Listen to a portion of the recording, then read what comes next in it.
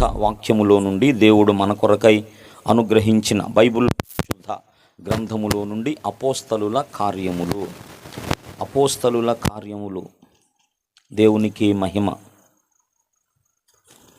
27వ అధ్యాయము దేవునికి స్తోత్రం. క్షమించండి, 26వ అధ్యాయం. 26వ అధ్యాయము దేవునికి మహిమ. 27వ వాక్యాన్ని చదువుతూ మీ దృష్టికి, మీ గమనానికి తీసుకొస్తాను పిల్లరా. బైబిల్స్ ఉన్నవాడు చూడండి, చూడలేని వారు శ్రద్ధగా గమనించండి. 26 అపోస్తలుల కార్యములు 26, 27వ వాక్యం. అగ్రిప్పరాజా, తమరు ప్రవక్తలను నమ్ముచున్నారని నేను ఎరుగుదును. అందుకు అగ్రిప్ప, ఇంత సులభముగా నన్ను క్రైస్తవుని చేయజూచుచున్నావే అని పౌలుతో చెప్పెను. దేవుడి పరిశుద్ధ వాక్యాన్ని మనందరి వినికిడిలో, ధ్యానములో దీవించునుగాక. దేవుని పరిశుద్ధాత్మ ఈ రాత్రి మనలను దర్శించును గాక. తన సత్యము, తన ముఖకాంతి మనకు అనుగ్రహించును గాక. చిన్న మాట ప్రార్థన. స్తోత్రమయ్యా, ప్రేమ కలిగిన మహాపరిశుద్ధ తండ్రి, జీవము కలిగిన మిక్కిలి గొప్ప దేవ, జీవాధిపతి, నీకు స్తోత్రాలు, వందనాలు చెల్లిస్తున్నామయ్యా. నీ ప్రేమలో, మీ దయలో మాకు అనుగ్రహించిన ఈ ప్రార్థన కూడికల కొరకు నీకు వందనాలు. ప్రతి దినము కూడా ప్రభువా నిన్ను వెతికి నాయన అయా మిమ్మల్ని స్తుతించి, ఆరాధించి, ప్రార్థించి అయా పరిశుద్ధులతో సహవాసం కలిగి మీతో సమయాన్ని కలిగి ఉన్న భాగ్యాన్ని మాకు ఇచ్చినందుకు నాయన మీకు స్తోత్రాలు, వందనాలు చెల్లిస్తున్నాం. గడిచిన దినాలన్నీ ఎలా గడిచిపోయినాయో మాకు తెలియదయ్యా. అద్భుతంగా 15 దినాలు గడిచిపోయినాయ్యా. నీ పాదాలకే ముద్దులు, స్తోత్రాలు చెల్లిస్తున్నాం. ఈ 16వ దినంలోకి తీసుకొచ్చిన మీ ప్రేమ కొరకు నాయన మీకు స్తోత్రాలు, కృతజ్ఞతలు చెల్లిస్తున్నాం. ఉదయకాల కూడికలో తోడుగా ఉన్నావు ప్రభా, నీకు వందనాలు. ఈ రాత్రి మరొకసారి ప్రభా, కన్న తండ్రి కొంత బడలేక అలసట అయా నాయన శక్తిహీనత ఉన్నప్పటికీ కూడా ప్రభా అయా నా తండ్రి మీరు మమ్మల్ని ఆకర్షించారయ్యా, మీరు మమ్మల్ని తీసుకొచ్చారయ్యా. నా తండ్రి ఆకర్షించకపోతే, నా తండ్రి కృప లేకపోతే ఎవ్వరు కూడా నా యొద్దకు రారన్నావు. వాక్య దైవమా, నీ వాక్యం దగ్గరికి మేము వచ్చామంటే అయ్యా ఇది తండ్రి ఆకర్షణ, తండ్రి కృప, తండ్రి అనుగ్రహం నాయన. నీ పాదాల కొందనాలు, స్తోత్రం. మమ్మల్ని అందరినీ కూడా అయ్యా ఆనాడు మరియ ఏ రీతిగా నీ పాదాల దగ్గర కూర్చొని నీ మాటలు విందో అలాగూ మమ్మల్ని అందరిని కూడా ఈ రాత్రి ప్రభా నీ పాదాల దగ్గర తీసుకొచ్చినందుకు నీకు స్తోత్రాలయ్యా. ఇంతవరకు తోడుగా ఉన్నారు, కొన్ని కీర్తనలు పాడుకున్నాం, మీ ఘనమైన నామాన్ని ఒప్పుకుంటూ మిమ్మల్ని స్తుతించి ఆరాధించాం. బిడ్డలు కూడా నీ దాసునితో కలిసి ఆరాధించారయ్యా తండ్రి. ఆరాధనలోనే సమస్త సమస్యలు తొలగిపోవాలని ప్రభువా మీరు నిర్ణయించారయ్యా. హృదయపూర్వకంగా ఆరాధించిన బిడ్డలందరిలో ఆ సమస్యలన్నీ తొలగిపోవునుగాకయ్యా. నా తండ్రి దీవించయ్యా, ఆశీర్వదించండి. మా స్తుతుల మీద మీరు ఆసీనులై ప్రభా మాతో మాట్లాడమని ఘనత, మహిమ, ప్రభావాలు మీకే చెల్లిస్తూ వచ్చిన ప్రతి బిడ్డను దీవించయ్యా. అయా జరిగిందంతా కూడా వాక్యం ద్వారా జరిగింది ప్రభా. నిర్మించబడిందంతా, సృష్టి అంతా కూడా నీ మాటను బట్టి నిర్మించబడిందయ్యా. మా జీవితంలో కూడా సమస్తము కూడా నీ మాటను బట్టే జరగాలని మీరు నిర్ణయించారు కనుక ప్రభా నీ మాటలు మా కొరకు పంపించిన ఆయన తండ్రి, మా హృదయాల్లో నాయన, మనసులో, శరీరంలో అయా మా కుటుంబాల్లో ఉన్న ప్రతిదీ కూడా మీ నామంలో తొలగించయ్యా. మమ్మల్ని అందరిని ఆశీర్వదించండి. ఘనత, మహిమ, ప్రభావాలు మీకు చెల్లిస్తూ మీ దాసుడను, మీ సేవకుడను నన్ను మీ పాదాలకు అప్పగించుకుంటూ యేసునాథుని పరిశుద్ధ నామమున స్తుతించి స్తోత్రాలు చెల్లించి ప్రార్థిస్తూ ఉన్నాను తండ్రి. ఆమేన్. దేవునికి స్తోత్రం చెబుదాం. హల్లెలూయా, హల్లెలూయా. దేవునికి స్తోత్రం. మరొకమారు వందనాలు తెలియజేస్తున్నాను. శ్రద్ధగా ప్రభు మాటలు మనం విందాం. ఇక్కడ మనం చదువుకున్నటువంటి లేఖన భాగములో అపోస్తలుడైన పౌలు ఒకప్పుడు ఆయన ఏమై ఉన్నాడో తన సాక్ష్యాన్ని 2వ తిమోతి 1వ అధ్యాయం 12వ వచనం కనుక చూస్తే ఒకప్పుడు ఆయన ఏమై ఉన్నాడు అనేటువంటి తన టెస్టిమనీ చెప్పుకుంటాడు. పూర్వము నేను హింసకుడను, దోషకుడను, హానికరుడను. దేవుని స్తోత్రం. మతోన్మాది ఒక రకంగా చెప్పాలంటే ఆయన యూద మతోన్మాది అంటే తను నమ్మినటువంటి మతం పట్ల ఉన్మాదం కలిగినటువంటి వ్యక్తి అన్నమాట. అంత క్రూరుడైనటువంటి వ్యక్తి. నేను నమ్మిన దానికి 3 కాళ్ళు అనేటువంటి వ్యక్తి అన్నమాట. మూర్ఖుడుగా, క్రూరుడుగా, కఠినుడుగా ఆయన ఉన్నాడనమాట. కాబట్టి తను నమ్మిన దాన్ని బట్టి, ఇతరులు నమ్మిన దాన్ని బట్టి బహుగా ద్వేషం కలిగి మరి దేవుని పిల్లలైన వారిని అనేకులను హింసించాడు, మరి దూషించేటట్టుగా చేశాడు, కొంతమందిని చంపేడు కూడా అని ఉంది బైబిల్ లోపలరా. అంటే మరి పరోక్షంగా చంపటానికి తను కారకుడయ్యాడు. మరి చంపేడో లేదో మనకు తెలియదు కానీ పిల్లరా, మరి మీరు కనుక చూస్తే 26వ అధ్యాయము 9వ వచనాన్ని చూడండి. 26:9 నజరేయుడైన యేసు నామమునకు విరోధముగా అనేక కార్యములు చేయవలెనని అనుకొంటిని, యెరూషలేములో అలాగు చేసి తిని ప్రధాన యాజకుల వలన అధికారము పొంది పరిశుద్ధులంటే పరిశుద్ధులనగా పిల్లరా క్రీస్తు రక్తముతో కడగబడిన వారు. లోకంలో ఇద్దరున్నారు, పరిశుద్ధులు, పాపులు ఉన్నారు. మరి యేసు ప్రభు ఈ లోకానికి రాక మునుపు, ఈ లోకానికి వచ్చి తన పరిశుద్ధమైన ప్రాణాన్ని అర్పించక మునుపు అందరూ కూడా పాపులే. బైబిల్ చెప్పింది, రోమా 3:23 చెప్పిన ప్రకారం ఏ భేదము లేదు, అందరూ పాపము చేసి దేవుడు అనుగ్రహించు మహిమ పొందలేకపోతున్నాం. అలాగే నీతిమంతుడు లేడు, ఒక్కడు కూడా లేడు అనే మాట ఉంది. కాబట్టి యేసు ప్రభువుకు వెలుపల ఆయన రాకమునుపు, ఆయన మరి పరిశుద్ధమైన ప్రాణమును సిలువలో అర్పించక మునుపు అందరూ కూడా పాపులే. అది బైబిల్ చెప్పింది, అందరూ పాపులే. అయితే యేసు ప్రభు ఎందుకొరకు వచ్చినట్లు 1:21 మత్తయి సువార్త, తన ప్రజలను వారి పాపముల నుండి ఆయనే రక్షించును గనుక. లోక 19:10 కూడా మీరు చూస్తే, నశించిన దానిని వెతకి రక్షించుటకు మనుష్య కుమారుడు వచ్చెను. 1 తిమోతి పత్రిక 1వ అధ్యాయం 15వ వచనం కూడా చూస్తే, పాపులను రక్షించుటకు అన్నాడు కదా. పాపులను రక్షించడం కొరకు యేసు ప్రభువారు ఈ లోకానికి వచ్చాడు. పిల్లరా, ఎవరు పాపులు? అందరూ పాపులే. అది ఎవరు పాపులు అంటే అందరూ కూడా పాపులే. ఎందుకు పాపులు అంటే జన్మలో పాపులు, కర్మలో పాపులు. అది ఎందుకు పాపులు అంటే ఆదామును బట్టి మనము పిల్లరా జన్మలో పాపులము. అలాగే పుట్టిన తర్వాత ఆదాము యొక్క పాప నియమము మనలోకి వచ్చింది కనుక మనం కూడా కొన్ని కర్మలు చేసాం కనుక. కర్మలంటే క్రియలు, చర్యలంటే క్రియలు, పనులంటే పనులే. దేవునికి స్తోత్రం కదా పిల్లరా. పనులంటే పనులే కదా. పనులన్నా, చర్యలన్నా, క్రియలన్నా అదో ఇవన్నీ కర్మలు అన్నా. అదో ఏం చేస్తాను నా కర్మ అంటారు కొంతమంది. అంటే దాని అర్థమైంది, ఎందుకంటారు అన్నమాట చెప్పండి. ఎప్పుడైనా ఆలోచించారా? ఏం చేస్తాంలే అమ్మా అంటే నా కర్మ అంటే దాని అర్థమైందండి, నేను చేసిన పనే. అది అర్థమైందని, నేను చేసిన పనే ఇదంతా ఈ సమస్యలన్నీ రావటానికి గల కారణం. అది వాస్తవం కావచ్చు, నువ్వు చేసిన పనే కాదు, నీ పితరుడైన ఆదాము చేసిన పని కూడా. దేవునికి స్తోత్రం. కనుక మనం ఎన్ని విధాల పాపులం, రెండు విధాలైన పాపులము, 2 విధాల పాపులమని బైబిల్ మనకు చెప్పింది. ఒకటేమో ఆదామును బట్టి మనం అందరం కూడా పాపులము. ఇది ఎక్కడుంది? రోమా 5లో ఉంది. ఒకని అవిధేయతను బట్టి అందరూ ఎలాగూ పాపులయ్యారో ఒకని విధేయతను బట్టి అంటాడు. అంటే ఒకని అవిధేయత ఎవరిది? ఆదాము అవిధేయతను బట్టి మనమందరం పాపులమయ్యాం. ఇది బైబిల్ చెప్పిన సత్యం.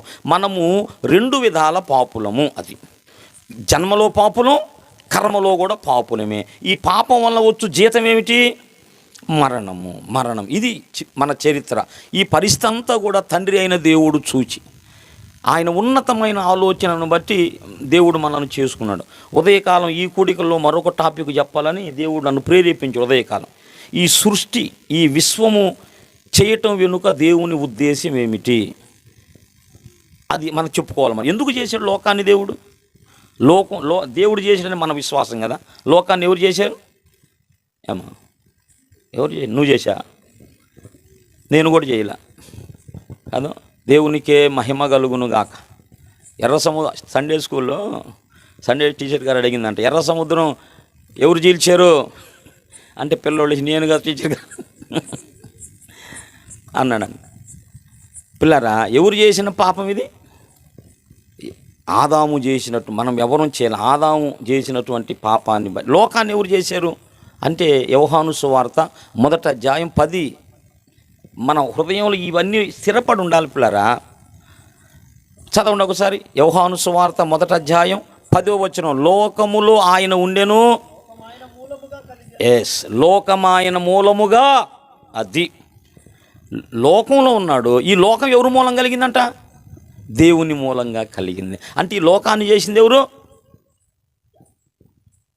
ఆశ్చర్యం కదా, ఆశ్చర్యం. కుమారుడా, పెద్ద కొడుకా? పెద్ద కొడుకు లోకాన్ని చేశాడు. మరి ఏమి నమ్ముతున్నారు పిల్లరా సోదరులు? అదో ఏదో వాళ్ళు నమ్మిన దాన్ని సత్యమని నిరూపించుకోవడానికి కదా ఏదేదో మాట్లాడుతుంటారు. ఇక్కడ యేసు ప్రభుని గురించి లోకము ఆయన లోకములో ఉండెను. మరి లోకాన్ని ఎవరు చేశారంట? లోకం ఆయన మూలముగా. మరి లోకాన్ని చేసిన ఆయన ఏమవుతాడు? పెద్దన్నయ్య అవుతాడా? పెద్దన్నయ్య అవుతాడు. ఆయనకు మనం ప్రేయర్ చేయొద్దు, ఆయన మనం ఆరాధించొద్దు, ఆయనకు మహిమ చెల్లించొద్దు అనేటువంటి అదే పిల్లరా. ఆ వాక్యం నేర్చుకోవాలి. యేసు ప్రభువారు ఆరాధనకు యోగ్యుడు, పూజకు ఆయన యోగ్యుడు, ఆయన దేవుడు. అది ఆయన దేవుడు. లేఖనాలన్నీ అలా చెబుతా మనకున్నాయి, దాన్ని మనం అంగీకరించాలి. లోకం చేసాడంటే అందరూ చేస్తారా? లోకం చేసిన దేవుడు. పాపాలు క్షమించే దేవుడు దేవుడు. మృతులను మళ్ళీ పుట్టించేదెవరు? నేను పుట్టడానికి గల కారణం ఏంది? అది నా అంతటా నేను పుట్టలా, నీ అంతటా నువ్వు పుట్టలా. అమ్మా నాన్నల వరకు ఒక సాధనాలే, అర్థమైంది. ఆ ప్రాసెస్లో వాళ్ళు జరుగుతుంటారు. కానీ గర్భఫలము అనేది, లోపల కడుపులో ఒక నలుసు పట్టం అనేది అది ఎవరి పనేమ్మా? గర్భఫలము యెహోవా ఇచ్చు, అది బహుమానం. ఆయన పుట్టించేవాడు ఆయన. మరి చంపేవాడు ఎవరు? ఆయనే. చంపేవాడు ఆయనే, బ్రతికించేవాడు ఎవరు? ఆయనే. కాబట్టి ఇవన్నీ కూడా మనం చూసినప్పుడు యేసు ప్రభువారు అంటే దేవుడు. ఆ విషయం తర్వాత నేను మాట్లాడతాను పిల్లలు. ఇప్పుడు మన విషయంకి వద్దాం. మనం అందరం కూడా ఎవరమంటే పాపులము. ఎవరిని బట్టి పాపులము? ఆదాముని బట్టి పాపులము. ఆదాముని బట్టి జన్మలో పాపులము, కర్మలో పాపులము. ఈ పరిస్థితి అంతటిని కూడా తండ్రి చూసి తన ప్రియమైన కుమారుణ్ణి అసలు ఎందుకు పుట్టించుకున్నాడు? అదొక గొప్ప కారణం కదా. మానవుడా, కారణ జన్ముడా, నీ జన్మకు అన్నాడు ఒక భక్తుడు. కాబట్టి ఉన్నతమైన కారణాన్ని బట్టి దేవుడు నిన్ను నన్ను పుట్టించాడు, సృష్టించుకున్నాడు. అయితే పుట్టినటువంటి మనము ఆదాముని బట్టి పాపులమయ్యాం. ఇది బైబిల్ చెప్పిన విషయం. ఆదాముని బట్టి పాపులమయ్యాం. ఈ పాపం మనల్ని అందరిని కూడా దేవునికి దూరం చేసింది, మరణానికి లోన్ చేసింది. ఈ పరిస్థితి అంతా తండ్రి చూచి అయ్యయ్యో నేను అనుకున్నది ఒకటి అయ్యింది ఒకటి కదా. నేను ఈ మానవుల విషయమై ఇలాగనుకుంటే ఈ దుష్టుడు ఎంటర్ ఇలా చేసేడేంది?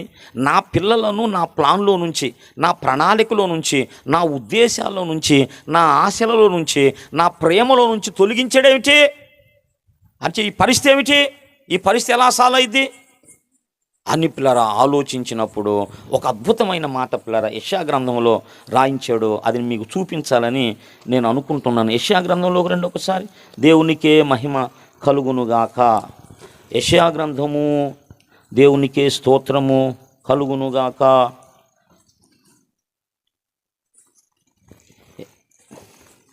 ప్రియరా దేవునికి స్తోత్రము. 59వ అధ్యాయమా, 59వ అధ్యాయము 14 చదువుతారా? 59, 14 బాగుండి చదవండి, మంచి మాటలు. న్యాయమునకు ఆటంకము కలుగుచున్నది, నీతి దూరమున నిలిచింది, సత్యము సంత వీధిలో పడింది, ధర్మము లోపల ప్రవేశింపనేరదు, సత్యము లేకపోయెను, చెడుతనము విసర్జించువాడు దోసపడుచున్నాడు, న్యాయము జరుగకపోవుట చూచెను. ఆయన దృష్టికి అంత ప్రతికూలంగా ఉందంట. ఆయన దృష్టికి ఎంత ఉంది? భూమి ప్రతికూలంగా ఉంది. ధర్మం లేదు, న్యాయం లేదు, పాపం, భయంకరమైన పరిస్థితి. లోకాన్ని చూసినప్పుడు ఆయన దృష్టికి ప్రతికూలమై ఉండెను. సంరక్షకుడు అయ్యయ్యో ఇలా పాడైపోయారు, చెడిపోయారు, దూరం అయిపోయారు, వీళ్ళు మరి కాపాడేవాళ్ళు ఎవరు లేరా? సంరక్షకుడేడి, సంరక్షకుడేడి అని తండ్రి బాధపడుతున్నాడంట. ఆ సందర్భంలో ఏం జరిగిందో చూడు. మధ్యవర్తి లేకుండాటు చూసి అయ్యో ఇదేంటి మరి, నా పిల్లలను నాతో సమాధానపరిచే మీడియేటర్ ఎవరు లేరా? నా పిల్లలను చెడిపోయి పడిపోయిన పతనమైనా నా పిల్లలను నా దగ్గర తీసుకువచ్చేవాళ్ళు ఎవరు లేరా? అని బాధపడుతున్నాడు తండ్రి. ఆ సందర్భంలో ఏం జరిగిందో చూడండి. కాబట్టి అద్దుగో ఆయన బాహువు ఆయనకు సహాయము చేసెను, ఆయన నీతియే ఏం చేయి. ఇలాంటి సందర్భంలో ఆయన బాహువే ఆయనకు సహాయం చేసింది. ఇంకా పిల్లరా, ఆయన బాహువే ఆయనకు విజయమును కలిగించింది. పిల్లలు ఒకసారి కీర్తన గ్రంథంలోకి వస్తే ఈ అద్భుతమైన మాట కూడా మీరు చూస్తారు. దేవునికి స్తోత్రము. ఏం జరిగిందో అక్కడ చెబుతాడు.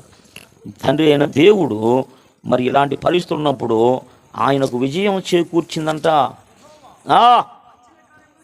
ఆశ్చర్య కార్యములు చేసి ఉన్నాడు. ఆయనను గూర్చి కొత్త కీర్తన పాడుడి.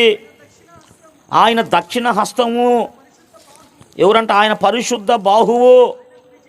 హల్లెలూయా, హల్లెలూయా. అది ఆయన దక్షిణ హస్తము. రాత్రి చదివాం కదమ్మా 98 మొదట వచ్చిన. ఆయన పరిశుద్ధ బాహు ఆయనకి ఏం కలుగు చేసింది? అదుగో విజయము కలుగు చేసింది. ఆయన దక్షిణ హస్తము, ఆయన పరిశుద్ధ బాహువు. ఎవరి పరిశుద్ధ బాహువు? యేసు ప్రభువే ఈ పరిశుద్ధ బాహువు, దక్షిణ హస్తము, రైట్ హ్యాండ్. యేసు ప్రభు ఎక్కడ కూర్చున్నాడు? పోయి తండ్రి కుడి పార్శ్వమున కూర్చున్నాడు, రైట్ హ్యాండ్. కనుక పిల్లరా, తండ్రి అయిన దేవుడు మన పరిస్థితి అంతటిని కూడా చూచి తన ప్రియమైన కుమారుణ్ణి మన కొరకు పంపించాడు. హల్లెలూయా. ఆయన వచ్చాడు పిల్లరా. ఆదాము మొదటి మనిషి మొదలుకొని యేసు ప్రభు శిలువ మరణం వరకు, శిలువ మరణం మొదలుకొని రెండవ రాకడ వరకు ఎంతమంది అయితే పుట్టారో, ఎంతమంది అయితే ప్రభు శిలువ మరణానికి పుట్టున్నారో, ఎంతమంది పుట్టబోతున్నారో అర్థమైందా? యేసు ప్రభు శిలువ మరణం వరకు, అంతకుముందు ఆదాము నుంచి అంతవరకు ఎంతమంది పుట్టారో, యేసు ప్రభు శిలువ మరణానికి వరకు ఎంతమంది పుట్టి ఉన్నారో, భవిష్యత్తులో ఎంతమంది పుట్టబోతున్నారో, ఇంకా కొంతమంది రాబోతున్నారు కదా, రాబోతున్నారు. కొంతమంది అయ్యో ఈ అబ్బాయి ఇట్ట ఎదిగాడు, అసలు చిన్నప్పుడు ఇలా ఉన్నాడు కదా. ఒకసారి వాళ్ళ ఉనికి లేదు భూమి మీద. వాళ్ళ ఉనికి లేనప్పుడు నాకు వాళ్ళు తెలుసు. ఇప్పుడు వాళ్ళు పుట్టి కొన్ని కార్యాలు వాళ్ళు జరిగిస్తున్నప్పుడు, దేవుని కొరకు బ్రతుకుతున్నప్పుడు నాకే ఆశ్చర్యం కలిగింది. కాబట్టి కొంతమంది పుట్టబోతున్నారు. హల్లెలూయా. కొంతమంది దేవుని కొరకు పుట్టబోతున్నారు, వాళ్ళు ఇప్పుడు పుట్టిలేరు. అయితే యేసు ప్రభు శిలువ మరణం అనేది ఎవరి కోసం? శిలువ మరణానికి ముందున్న వారి కోసం, శిలువ మరణానికి వెనకున్న వాళ్ళ కోసం. అది ఎంతమంది పుడతారో ఆయనకు తెలుసు. అంతమంది కోసం పిల్లరా యేసు ప్రభు శిలువలో తన పరిశుద్ధమైన రక్తాన్ని, ప్రాణాన్ని అర్పించాడు. హల్లెలూయా. మనందరి పక్షంగా, మనందరి పాపాలు. యోహాను భక్తుడు ఏమన్నాడు? ఇదిగో లోక పాపమును మోసుకొని పోవు దేవుని గొర్రె పిల్ల. అది లోక పాపాలన్నీ మోసుకొని పోయాడు. దేవునికి స్తోత్రం. ఏ ఒక్క పాపం లేదు. మనందరి పాపములు యెహోవా ఆయన మీద మోపెను అనే మాట ఉంది. మనందరి పాపములు ఆయన మీద మోపబడ్డాయి. అందులో నీ పాపం, నా పాపం, మనందరి పాపాలు ఉన్నాయి. అందరి కోసం యేసు ప్రభు శిలువలో తన పరిశుద్ధమైన ప్రాణాన్ని అర్పించాడు.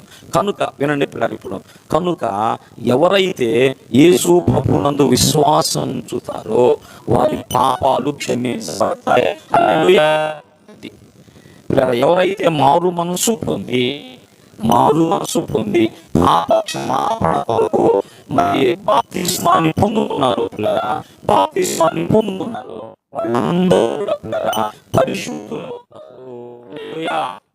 ఎవరైతే ప్రభు మందు విశ్వాసం ఉంచారో, ఆత్మను విశ్వాసం ఉంచారో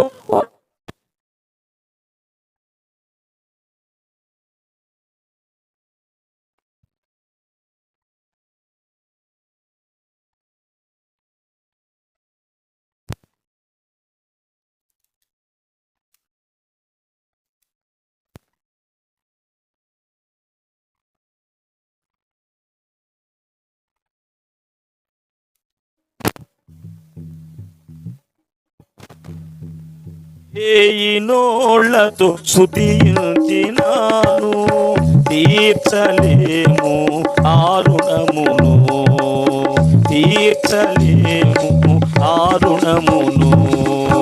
ఆనందయాత్ర ఇది ఆత్మీయ యాత్ర, యేసుతో నూతన యాత్ర, యేసుతో నూతన యెరూషలేము యాత్ర, ఆనంద యాత్ర. హల్లెలూయా.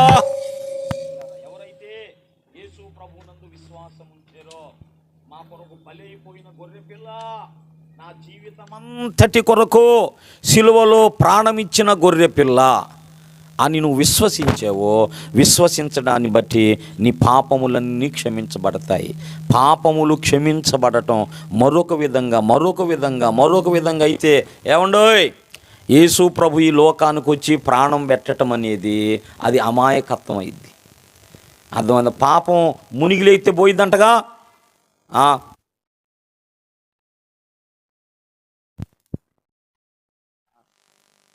పాపం అలా మోదు.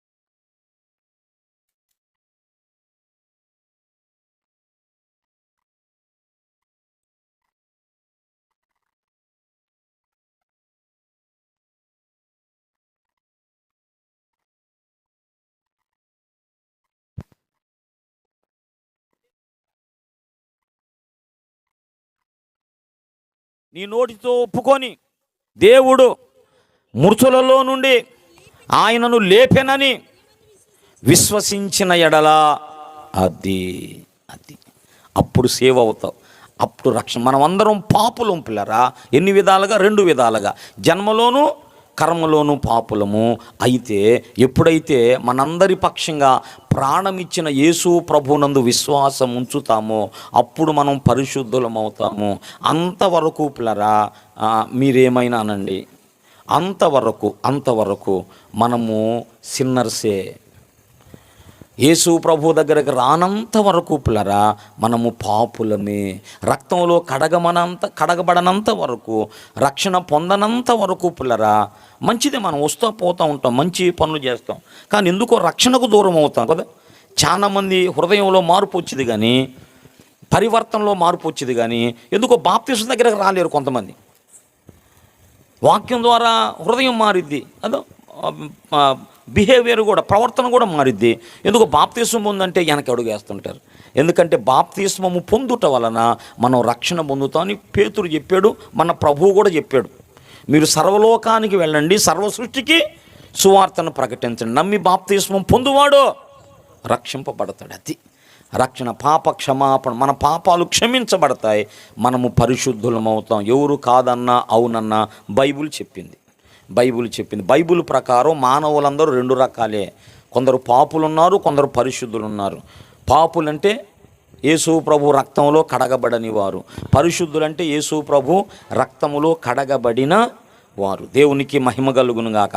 ఒకప్పుడు పౌలు కూడా అదే, అందుకోసం చెప్పేదంతా కూడా. ఒకప్పుడు పౌలు కూడా దేవునికి వ్యతిరేకంగా ఉన్నాడు, భయంకరమైనటువంటి కార్యాలను జరిగించాడు. మనందరికీ తెలుసు. తన సాక్ష్యాన్ని 3 సార్లు చెప్పుకుంటాడు పౌలన్న, మరి పత్రికల్లో, అపోస్తల కార్యాలు ఒకసారి.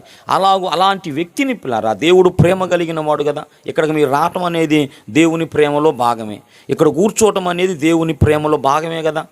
అవును కదా. మేము కనుక తీసుకొచ్చింది ఎవరు చెప్పండి? అదో దేవుడే ఏదో చెయ్యాలని మీ జీవితంలో, అదో మిమ్మల్ని దీవించాలని, మీకు మంచి ఆరోగ్యం ఇవ్వాలని, సమాధానం ఇవ్వాలి, సంతోషం ఇవ్వాలని, లేకపోతే ఏదైనా బలహీనతలు ఉంటే మీకు బలాన్ని ఇవ్వాలని, మిమ్ములను మీ కుటుంబాలను దేవుడు ఆశీర్వదించాలని దేవుని ప్రేమే ఇక్కడ తీసుకొచ్చింది. దేవుని ప్రేమే మనల్ని ఇక్కడ ఉంచింది. కాబట్టి దేవుని ప్రేమ అందరి కొరకున్నది. ఏ వ్యక్తి నశించడం ఆయనకి ఇష్టము లేదు. అది ఏ వ్యక్తి నశించదు, అందరూ కూడా తెలుసుకోవాలి, నమ్ముకోవాలి, రక్షణ పొందుకోవాలి అన్నది ఆయన ప్రేమ. ఆయన ప్రేమలో భాగమే మరి సౌలు అనబడిన పౌలును వెంటాడింది. ఒకప్పుడు ఆయన పౌలు కాకముందు ఆయన ఏమై ఉన్నాడు? సౌలై ఉన్నాడు, భయంకరం వ్యక్తి అయి ఉన్నాడు. అలాగూ దేవునికి వ్యతిరేకమైన పనులు చేయటానికి బయలుదేరుతున్నప్పుడు ఒక సందర్భంలో మరి దమస్కు వెళతా ఉన్నాడు. దమస్కు ప్రాంతంలో దేవుని వెలుగు, దేవునికి స్తోత్రం, ఆ సౌలు మీదకు వచ్చింది. దేవునికి స్తోత్రం. సౌలా సౌలా నీవేళ నన్ను హింసించుచున్నావు అన్నాడు. ఎందుకు నన్ను హింసించున్నావు? అప్పుడు పౌలు, నువ్వెవరువయ్యా అన్నప్పుడు, నీవు హింసించుచున్న యేసును. ఇక్కడ ఒక చిన్న తలంపు ఉంది, ఇప్పుడు నేను పంచి ముందుకెళ్తాను. ఇప్పుడు సౌలు హింసించింది యేసు ప్రభువునా, ఆయన బిడ్డలనా? ఆయన బిడ్డలను కదా. కాబట్టి ఇప్పుడు యేసు ప్రభు ఏమంటున్నాడు? ఇది నమ్మాలి మనం.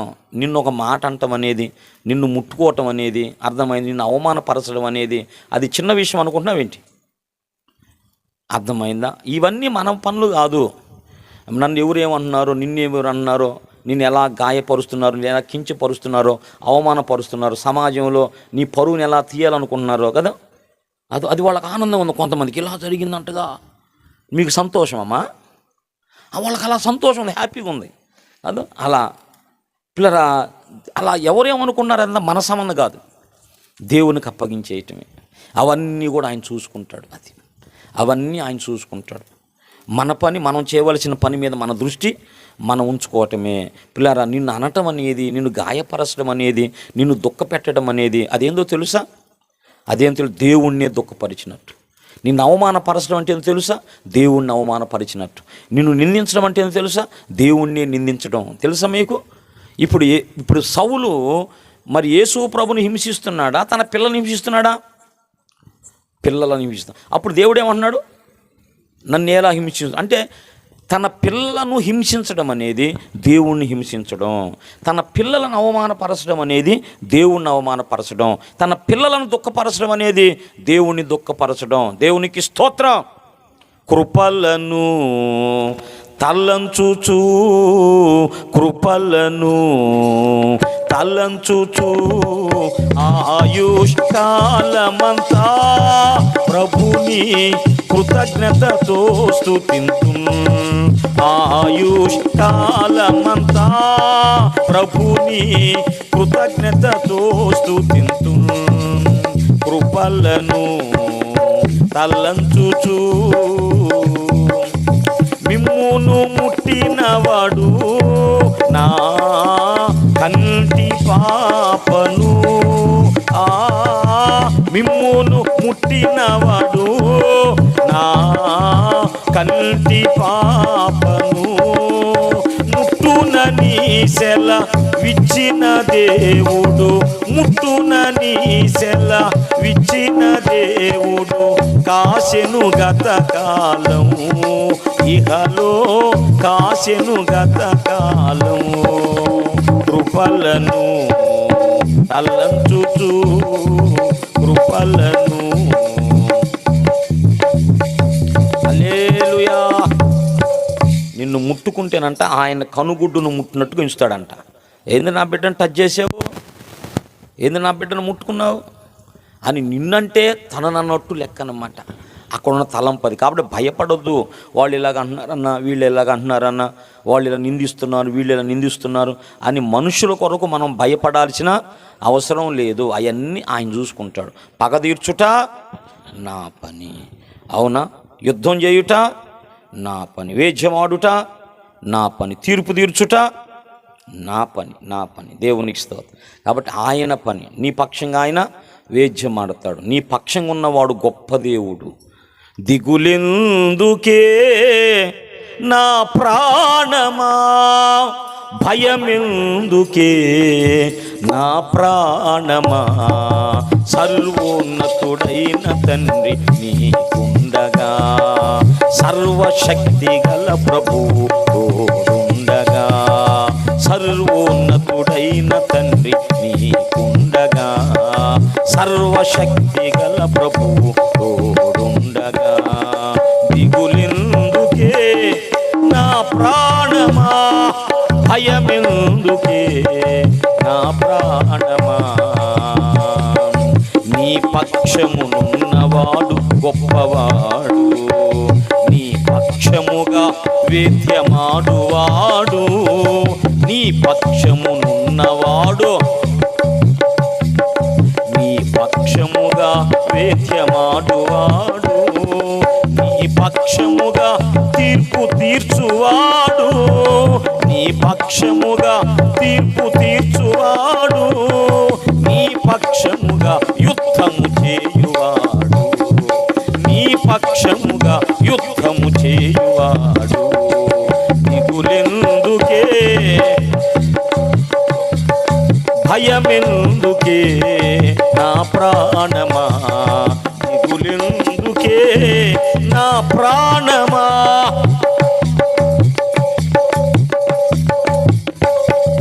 నా ప్రాణమా,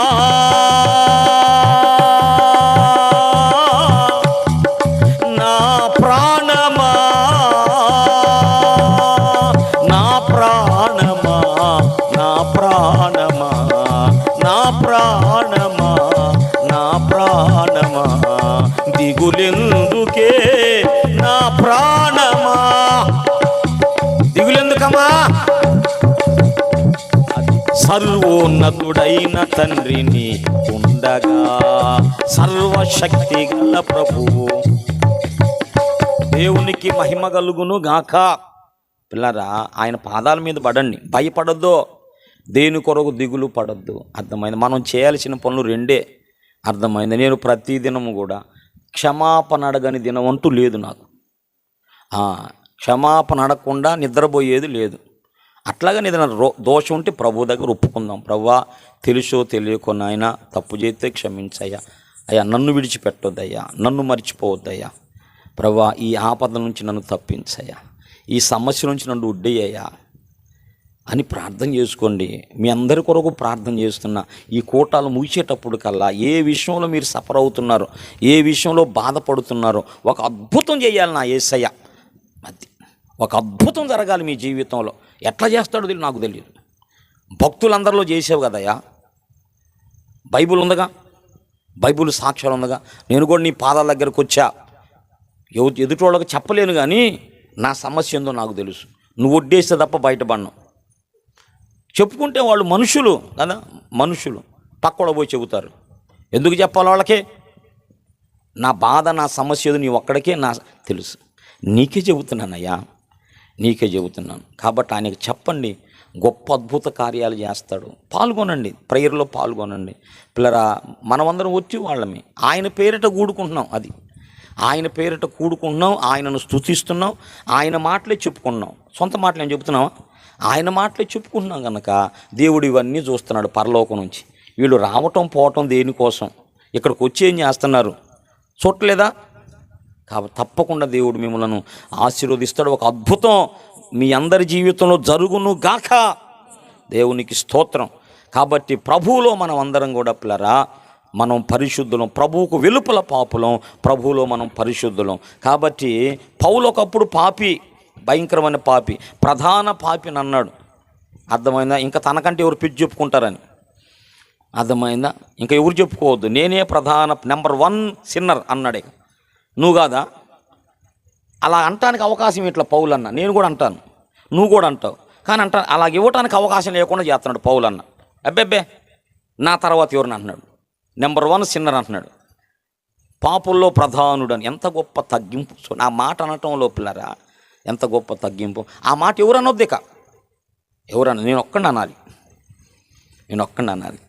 పౌలన్నా నీ కూడా అంటానన్నా, నువ్వు అనొద్దు అంటున్నాడు. చూసావా? ఆ మాటకు అర్థం అది అన్నమాట, ప్రధాన పాపిని. అయితే యేసయ్య రక్తం ఆయన ఏం చేసింది?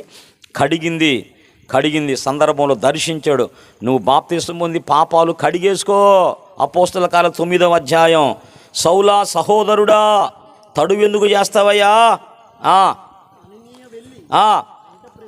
ప్రవేశించి ఏమన్నాడని?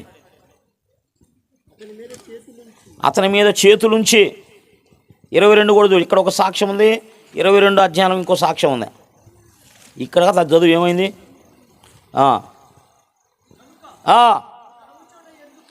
22:16 గనుక నీవు తడువు చేయుట ఎందుకో, లేచి నామమును బట్టి ప్రార్థన చేసి బాప్తిస్మము పొంది పాపాలు కడిగేసుకో. సౌలా, ఎందుకు తడువు చేస్తావు? కడిగేసుకో పాపాలు. బాప్తిస్మం పొందుట వల్ల ఏమవుతాయి? పాపాలు తొలగిపోతాయి. ఇక అప్పటి నుంచి పిల్లారా, పాపి అయిన పౌలు కాదు, పరిశుద్ధుడైన పౌలు. పరిశుద్ధుడైన పౌలు. పాపి అయిన సౌలు ఇప్పుడేమయ్యాడు? పరిశుద్ధుడైన పౌలు అయ్యాడు. ఎంత గొప్ప ఆశ్చర్యం! కాబట్టి క్రీస్తు లోపల మనం పరిశుద్ధులము, క్రీస్తుకు వెలుపల మనమందరం పాపులం. అది క్రీస్తు లోపల మనమందరం ఎవరు చెప్పండి? పరిశుద్ధులం. ఎందుకు? నమ్మి రక్షణ పొందంగా పరిశుద్ధులు. పరిశుద్ధులమైన మనలో తప్పులు జరగట్లేదమ్మా? ఏం జరగట్లేదంట? జరుగుతున్నాయి. పొరపాటు జరగట్లేదా? జరుగుతున్నాయి. లోకస్తుల్లో జరగవలసినవి అన్నీ కూడా అంతగా పోయినా జరుగుతూనే ఉన్నాయి. కానీ జరుగుతున్నా కూడా మనం ఎవరు అంటే పరిశుద్ధులం. మనం పరిశుద్ధులు. ఎందుకు? క్రీస్తుని బట్టి మనం పరిశుద్ధులం. వాళ్ళు క్రీస్తుని నమ్మలేదు కనుక వాళ్ళు పాపులు. ఇద్దరే ఉన్నారు. వీళ్ళు ఏది అనుకుంటున్నారు మన వాళ్ళందరూ? వాళ్ళు ధనవంతులు అంటగా, వీళ్ళు పేదోళ్ళు అంటగా. అర్థమైందా? ఆయన ధనవంతుడైన పాపి, ప్రభువు నమ్ముకోదే పేద పాపి. అది అంతకంటే తేడా ఏమీ లేదు. ఇది మనకు అర్థం కావాలి. పిల్లరా, పరిశుద్ధుడు అయ్యాడు, రక్షణ పొందాడు, దేవుడు ఆయన దర్శించాడు. నిన్ను నేను వాడుకోబోతున్నాను పౌలని దేవుణ్ణి చేతుల్లోకి పౌలుని తీసుకొని దేవుడు వాడుకున్నాడు ఘనంగా. అది వాడుకున్నాడు. పిల్లరా, అనేకులకు దేవుని సువార్త ప్రకటించాడు. 3 దండయాత్రల పేరిట. ఒక దండయాత్ర ఒకవైపుకి వెళ్ళాడు, అక్కడ కొన్ని దేశాలు కవర్ చేశాడు. మరొక దండయాత్రలో మరొక దేశానికి వెళ్ళాడు, అక్కడున్న కొన్ని దేశాలు కవర్ చేసి సువార్త ప్రకటించాడు. ఒక్కళ్ళు చాలు, ప్రతి ప్రాంతంలో వేల మంది ఏమి లేకపోవాల, ఒక్కొక్క ప్రాంతం నుంచి ఒక్కొక్కళ్ళు లెగిచ్చారు. మనం కూడా అది ఆశించాలి. అర్థమైంది? ఒక్కరిని ప్రభువా ఇక్కడ వాళ్ళే భవిష్యత్తులో గొప్ప పని చేస్తారయ్యా. దేవుని చిత్తం అదంతా. అలా 3 దండయాత్రల పేరిట గొప్ప సేవ పౌలు జరిగించాడు. తర్వాత అరెస్టు చేయబడ్డాడు. ఆయనని బంధించారు రోమన్ సైనికులు. బంధించి ఈ యూదులు అన్నమాట, సొంత వాళ్ళే ఆయన మీద నేరారోపణ చేసి ఆయన మీద లేనిపోయిన మాటలు చెప్పి, ఇతరుంటే మాకు ప్రమాదం, మా మతానికి ప్రమాదం, మా ధర్మశాస్త్రానికి ప్రమాదం అని చెప్పి పౌలు మీద లేనిపోయిన నేరారోపణలన్నీ కూడా చేసి ఈయనుంటే మాకు క్షేమం కాదు అని చెప్పి ఆ సైనికులకు అప్పగించారు. అక్కడ విచారణ చేయబడుతున్నాడు. ఒక స్థలంలో విచారణ చేయబడ్డాడు, మరొక స్థలానికి తీసుకురాబడ్డాడు. నేను కైసరు ఎదుట ప్రారంభంలో నేను ఏ తారుసు వాడను కనుక అక్కడ ఆ ప్రాంతానికి సంబంధించి వెళ్ళాలన్నాడు. అక్కడికి వెళతాడు తీర్పు కోసం. అక్కడి నుంచి మరొక స్థలానికి మళ్ళా తీసుకురాబడతాడు. పిల్లరా, ఈ సందర్భంలో ఇదంతా కూడా పౌలు అధికారుల ముందు నిలబడి తన సాక్ష్యాన్ని చెప్పుకుంటాడు. ఇప్పుడు నేను చెప్పినటువంటి 26, 27 వచనంలో పిల్లరా, ఒక అధికారం ఉంది. అగ్రిప్ప రోమన్ చక్రవర్తి, ఆయన చక్రవర్తి స్థాయి వ్యక్తి, అది పెద్దవాడు అన్నమాట. అగ్రిప్ప అనేటువంటి ఆ అధికారం ముందు నిలబడి నేను ధన్యుణ్ణి అంటాడు. మొట్టమొదట నీ ముందు నిలబడి నా జీవితం గురించి చెప్పుకోవటానికి నేను ధన్యుణ్ణి. తాల్మితో నా మనవంత వినయ్యా అంటే నువ్వు కొంచెం ఎరిగిన వాడవు గనుక. అంటే ఈ అగ్రిప్పకు యూదుల ఆచారాలు, ధర్మశాస్త్రము, ఈ వ్యవహారం తనకి తెలుసు అంట. కాబట్టి పౌలు అంటాడు కదా, ఈ విషయాలని కూడా నీ ముందు చెప్పుకోవటం అనేది నా ధన్యతగా భావిస్తున్నాను, దయచేసి విను అని చెప్పి విషయమంతా చెబుతాడు. విషయమంతా చెప్పినాక, అంటే యేసుకు విరోధంగా నేను ఎన్నో కార్యాలు చేయాలనుకున్నాను, అలా చేశాను కూడా. ఎక్కడ మనం పక్కకు వచ్చామంటే మర్డర్, చంపాడు అన్నమాట. అనగా ఆ మాట దగ్గర అండి అపోస్తలకు 26 లోపల ఆయన ఏం చేశాడంట? క్రీస్తుకు విరోధంగా, నజరేయుడైన యేసుకు విరోధంగా పిల్లరా, నేను ఒకటి చెబుతాను. బైబిల్ మనం చూసే విధానం ఇది. నేను మూలవాక్యం చదివి ప్రార్థన చేస్తాను కదా, మూలవాక్యాన్ని గుర్తుపెట్టుకోవాలి, ఎప్పుడు ఉండాలి. ఎందుకంటే చెప్పే విషయం అంతా కూడా దాని చుట్టూ తిరిగి వచ్చింది అన్నమాట. అర్థమైందా? దాని చుట్టూ తిరిగిద్ది అనమాట. మూలవాక్యం చుట్టూ తిరిగి తిరిగి తిరిగి తిరిగి ఎక్కడికి వచ్చింది? అక్కడికి వచ్చింది. అక్కడికి రావాలి. అక్కడికి వస్తేనే అది అంశం అయింది, లేకపోతే కాదు. దేవునికి స్తోత్రం కలుగును గాక. పిల్లరా, ఏం చేశాడంట? విరోధంగా నేను నజరేయుడైన యేసుకు విరోధముగా అనుకుంటుని, యెరూషలేములో అలాగు చేసి తిని అధికారం పొంది పరిశుద్ధులను అనేకులను. ఎవరు పరిశుద్ధులంటే? ప్రభువు నమ్మిన బిడ్డలు, రక్తంలో కడగబడిన బిడ్డలు. పరిశుద్ధులను చెరసాలలో వేయించి అదుగో వారిని చంపినప్పుడు అది అంటే ఈయన ద్వారా కొంతమంది పరిశుద్ధులు చచ్చిపోయారు.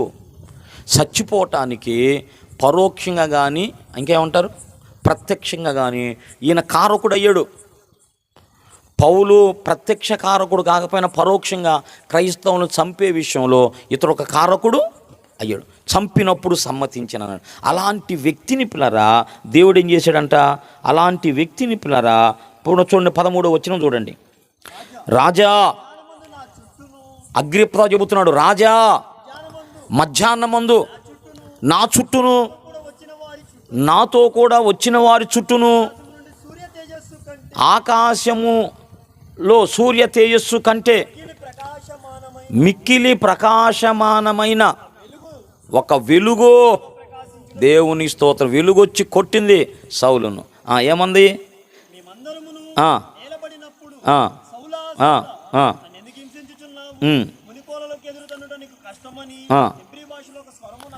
దేవుడు దర్శించి అంటే రాజుతో చెబుతున్నాడు తన టెస్టిమనీ అంతా కూడా, తన సాక్ష్యం అంతా చెబుతున్నాడు. అప్పుడు నేను అడిగాడంట, నువ్వెవరయ్యా అడిగితే, నేను నీవు హింసించుచున్న యేసును అన్నాడు. తన చెప్పుకున్నాడు దేవుడు. అప్పుడు పిల్లరా దేవుడు కొన్ని మాటలు చెప్పాడు. 19 చూడండి ఇప్పుడు. కాబట్టి అగ్రిప్ప రాజా, ఆకాశము నుండి కలిగిన ఆ దర్శనమునకు నేను అవిధేయుడను కాక, దేవుడు నన్ను దర్శించి రక్షించాడు కాబట్టి ఆ దర్శనానికి అవిధేయుడను కాక, ఒకప్పుడు ఏం చేశాను? క్రీస్తుకు విరోధంగా వ్యతిరేకమైన పనులు చేశాను. ఇప్పుడు క్రీస్తుకు అనుకూలమైన పనులు చేస్తున్నాను. నా కళ్ళు తెరవబడి ఒకప్పుడు వ్యతిరేకంగా చేశాను, ఇప్పుడు అనుకూలంగా నేను ప్రభువుని ప్రకటిస్తూ ఇక నా కళ్ళు తెరవబడినప్పుడు యేసు ప్రభు ఎవరో, ధర్మశాస్త్రం ఎక్కడెక్కడ కనపడుతున్నాడో, అసలు గ్రంథం అంతా కూడా ధర్మశాస్త్రం అంతా కూడా యేసయ్య చుట్టే తిరిగిద్ది. దేవునికి స్తోత్రం పిల్లరా. ఈ 66 గ్రంథాలు మొత్తం కూడా ఎవరి గురించి సాక్ష్యం ఇస్తాయి? యేసు ప్రభువుని గురించే సాక్ష్యం ఇస్తాయి. మరి ఏందో వాళ్ళు అలా మాట్లాడటం, వాళ్ళకి ఏమి న్యాయం అర్థం కావట్లేదు. అసలు బాబు గ్రంథం ఉందే ఆయన్ని ప్రజలకు చెప్పటానికయ్యా. యేసు ప్రభు అనలా, అర్థమైన నన్ను చెప్పటానికి, నాలో ఉన్న జీవాన్ని పొందటానికే ఇవన్నీ ఉన్నాయి. అప్పుడు పౌలు పిల్లర సువార్తను ప్రకటించాడు, అనేకులను రక్షించాడు. ఈ రాజు గారు ముందు అరెస్ట్ అయ్యి ఇక చెబుతున్నాడు అనమాట, ఇది నా జీవితం అంతా చెబుతూ అంటాడు కదా. ఇదిగో నేనేం చేస్తున్నానంటే చూడండి ఒక మాట, 22వ వచనం. అయినను దేవుని వలనైన సహాయము పొంది నేటి వరకు నిలిచున్నాను. క్రీస్తు శ్రమపడి మృతుల పునరుద్ధానము పొందువారిలో మొదటివాడగుట చేత ఈ ప్రజలకును అన్యజనులకును ఈ ప్రజలకు అన్యజనులకు వెలుగు ప్రసరింపబోవునని ప్రవక్తలను చెప్పినవి కాక, దేవునికి స్తోత్రం. ఏం చెబుతున్నాడు పౌలన్న? ప్రవక్తలు ముందు మోషే చెప్పిన మాటలు గాక మరి ఏమీ చెప్పలేదు. ఎందుకు చెబుతానంటే ఇవే ఆయన గురించి చెబుతున్నాయి. నేను ఎందుకు మోషే అలాగనే ప్రవక్తలు రాసిన వాటిని నేను చెబుతున్నానంటే అందులోనే యేసు ప్రభు యొక్క జీవితం అంతా ఉన్నది. దేవునికి స్తోత్రం. కాబట్టి ఏమీ చెప్పక కొద్దివారికి గొప్పవారు అందరూ కూడా నేను సాక్ష్యం ఇస్తూ ఉన్నానని చెప్పుకుంటూ ఇలా చెప్పుకుంటూ వస్తే ఒక క్వశ్చన్ అడుగుతాడు ఈ రాజుగారిని. ఎవరు? పౌలన్న. అగ్రిప్ప రాజా, మీరు ప్రవక్తలను నమ్ముచున్నారా అన్నాడమ్మా. ఏమన్నాడు? అగ్రిప్ప రాజా, మీరు ప్రవక్తలను నమ్ముచున్నారా అన్నాడు. గతుక్కుమంది ఆయనకి. ఏమన్నాడు? మీరు ప్రవక్తలను నమ్ముచున్నారా అన్నాడు. అప్పుడు ఆయనకు అర్థమైపోయింది, అంటే ప్రవక్తలను నమ్మితే దేవునికి స్తోత్రం, అది సంగతి. ప్రవక్తలను కనుక నమ్మాల్సి వస్తే ఎవరు నమ్మాల్సి వచ్చింది? యేసు ఎందుకని ఎందుకని ఎందుకని మోషే ప్రవక్తలందరూ కూడా ఈయన గురించే రాశారు, ఈయన గురించి. అప్పుడు అగ్రిప్ప తిరిగిరినాడు కదా, అగ్రిప్ప అంటాడు కదా, పౌలు అంత సులభంగా ఆహా ఏం మాట్లాడుతున్నావయ్యా అంటే ఇదంతా చెప్పి నన్ను అలా చేయాలనే అంటే ప్రవక్తలు నమ్మాడు అనుకో, అప్పుడు యేసు ప్రభువుని నమ్మాల్సి వచ్చింది. ఎందుకంటే ప్రవక్తలందరూ కూడా, దేవునికి స్తోత్రం, ప్రవక్తలందరూ కూడా ఈయన గురించి చెప్పారు. హల్లెలూయా. ప్రవక్తలందరూ కూడా యేసు ప్రభువుని గురించి చెప్పారు. పిల్లల పౌలు సువార్త ఎలాగుందో పిల్లల రోమాపత్రికలోకి రండి. రోమాపత్రిక 16వ అధ్యాయంలోకి వస్తే పౌలు సువార్త అంతా కూడా దేంతో ముడిపడిందో చెబుతాడు. 25వ వచనం, 16, 25. సమస్తమైన అన్యజనులు విశ్వాసమునకు విధేయులగునట్లు ఆది నుండి రహస్యముగా ఉంచబడి ఇప్పుడు ప్రత్యక్షపరచబడిన మర్మము నిత్యదేవుని ఆజ్ఞ ప్రకారము అదుగదుగో ప్రవక్తల లేఖనముల ద్వారా, ప్రవక్తల లేఖనముల ద్వారా తెలుపబడింది. ఏ మర్మం అంట? అనాది నుంచి ఉంచబడిన మర్మం. అదేంటంట? సువార్త మర్మం. సువార్త మర్మం అంటే యేసు ప్రభువుని గురించినటువంటి రక్షణ ప్రణాళికను గురించిన మర్మం. యేసు ప్రభు ఎలా వచ్చి మరి లోకాన్ని రక్షిస్తాడో తన ప్రాణత్యాగాన్ని బట్టి, దీని గురించి ప్రవక్తలు ఎక్కడెక్కడ ఏమి రాశారో ఇదంతా కూడా ఉన్నది. అదన్నమాట. కాబట్టి నువ్వు ప్రవక్తలు నమ్ముచున్నావా అంటే ఏంటంటే, అంటే ప్రవక్తలను నమ్మితే యేసు ప్రభువుని నమ్మాలి. ఎందుకు? పూర్వం ప్రవక్తలందరూ కూడా ఎవరి కోసం రాశారు? యేసు ప్రభు కోసం వాళ్ళందరూ కూడా రాసినట్లుగా మనం గమనిస్తాం. అలాగే మీరు ఒకసారి లూకా సువార్త 24వ అధ్యాయంలోకి వస్తే అంతటా మోషే ధర్మశాస్త్రములోను పిల్లరా 24వ అధ్యాయం మొదట 27వ వచనం చదవయ్యా.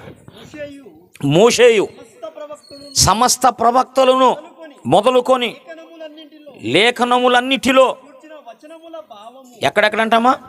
మోషేయు సమస్త ప్రవక్తలు మొదలుకొని లేఖనములన్నిటిలో తన్ను గూర్చిన వచనముల భావము.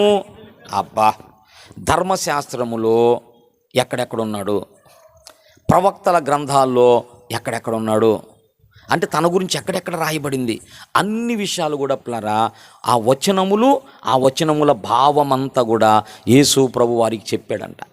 ఎంత గొప్ప విషయం! మోషే గ్రంథంలో ఎక్కడెక్కడ ఆయన గురించి ఉన్నది, అలాగే ప్రవక్తలు రాసిన గ్రంథాల్లో ఎక్కడెక్కడ ఉంది. ప్రవక్తలు ఉన్నారు, బైబిల్ పరిశుద్ధ గ్రంథం, పెద్ద ప్రవక్తలు ఉన్నారు, చిన్న ప్రవక్తలు ఉన్నారు. ఆ గ్రంథాల్లో పిల్లరా ఎక్కడెక్కడ ఆయన గురించి వ్రాయబడి ఉంది. ఇవన్నీ కూడా పిల్లరా ఆ భావములు, ఆ వచనములు, వాటి భావములన్నీ కూడా యేసు ప్రభు వారికి చెప్పాడంట. అంటే ఈ సాక్ష్యం నన్ను గురించే రాయబడింది. ఇంకా పిల్లరా ఇందాక చదివి 44 కూడా అంతటా ఆయన మోషే ధర్మశాస్త్రములోను ప్రవక్తల గ్రంథములోను నన్ను గూర్చి వ్రాయబడినవన్నీ నెరవేరవలెనని మీతో చెప్పిన మాటలు నెరవేరినవని వారితో చెప్పెను. అప్పుడు లేఖనములు గ్రహించున్నట్లు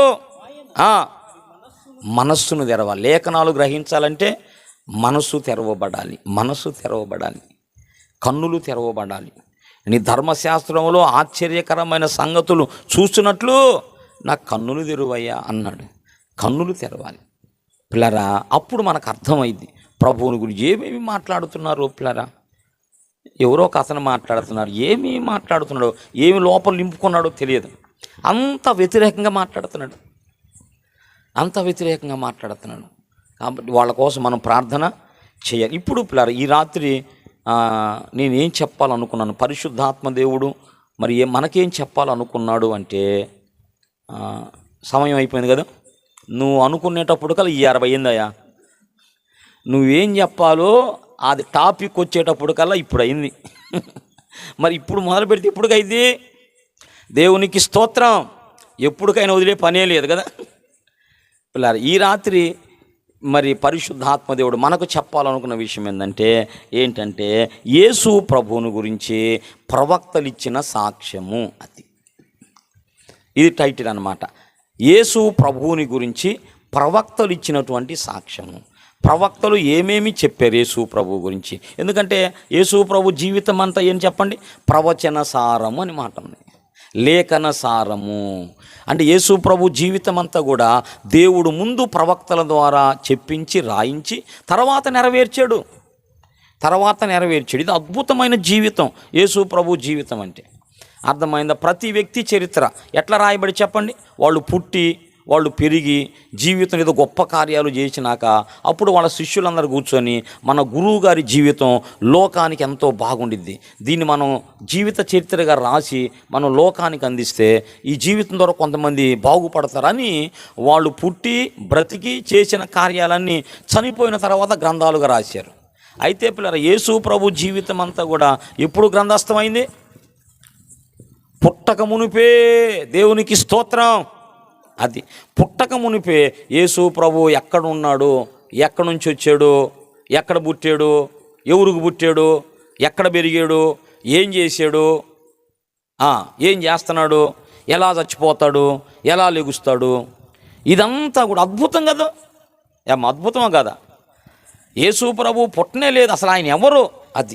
ఆయన ఎవరు, ఎక్కడి నుంచి వచ్చాడు, ఎక్కడికి వచ్చాడు, ఎవరిలోకి వచ్చాడు, ఎవరి ద్వారా వచ్చాడు, ఏం చేశాడు, ఎలా మరణించాడు, ఎలా లేచాడు. ఆయన ఈ లోకానికి రాకముందు నుంచి వచ్చి తన ప్రాణం పెట్టి మరణించి తిరిగి లేచి మళ్ళా రెండోసారి రాబోతున్న అంతటి గురించి కూడా పిల్లరా ఈ బైబిల్ చెప్పింది. హల్లెలూయా. అది అంతటి గురించి చెప్పింది బైబిల్. రెండవ రాకడ గురించి కూడా బైబిల్ చెప్పింది. అసలు భవిష్యత్తులో ఏమి జరగబోతుందనే దాని గురించి కూడా బైబిల్ గ్రంథంలో చెప్పారు. ఇదంతా కూడా దేనికోసం అంటే పిల్లరా, దేనికోసం అంటే ఆయనను తెలుసుకొనున్నట్లుగా, ఆయనలో ఉన్న జీవాన్ని మనం పొందుకున్నట్లుగా ఈ విషయాలన్నీ కూడా చెప్పబడ్డాయి. దేవునికే మహిమ కలుగును గాక. వింటానన్నవాడు స్తోత్రం చెబుతాం. ప్రవక్తలు ఏం చెప్పారు అదో నేను త్వరగా చెబుతాను, మీరు దాన్ని క్యాచ్ చేయండి.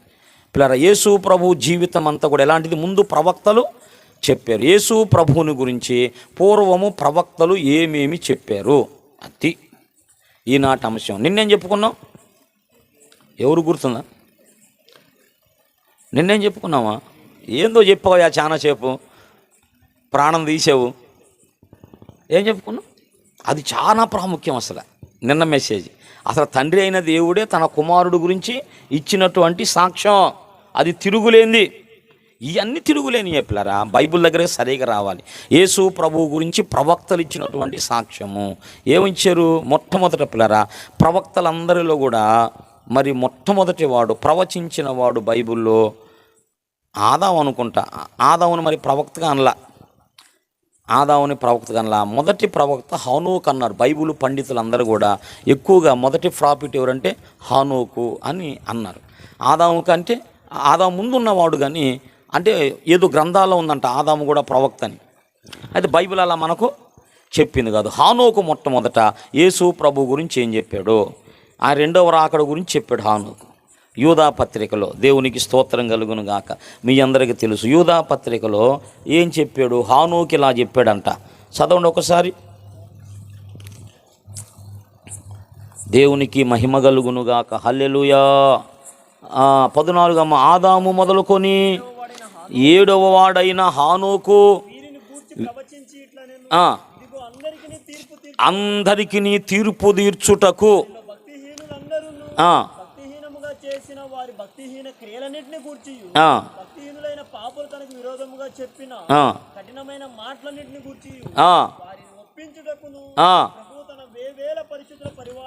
వేవేల పరిశుద్ధుల పరివారముతో వచ్చాడా? వస్తాడా?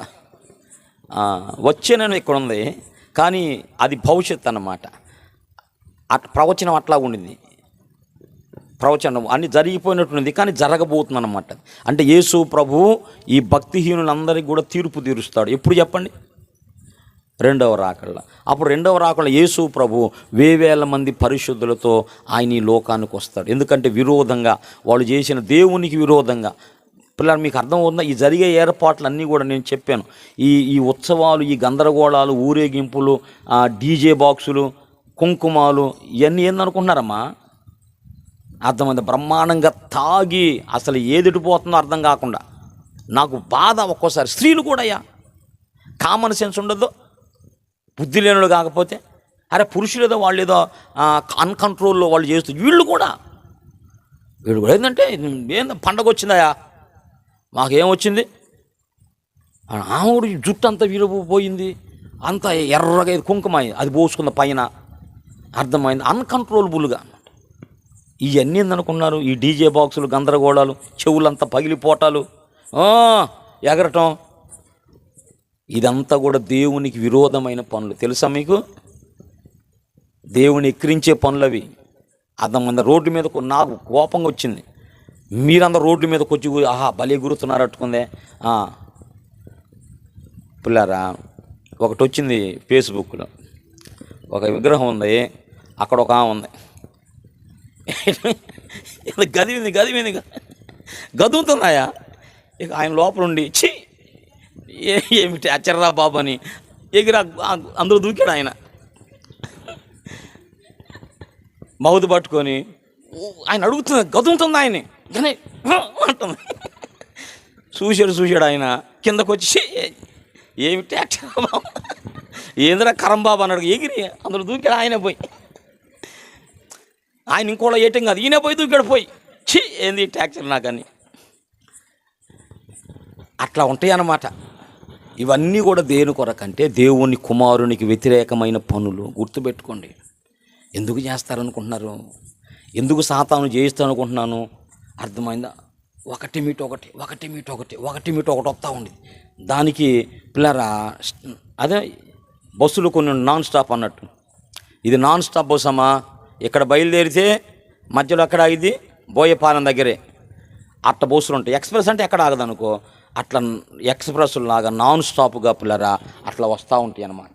వస్తూ ఉంటాయి. ఎందుకు వస్తాయి అంటే ఇవన్నీ వ్యతిరేకమైన పనులు ఇవన్నీ.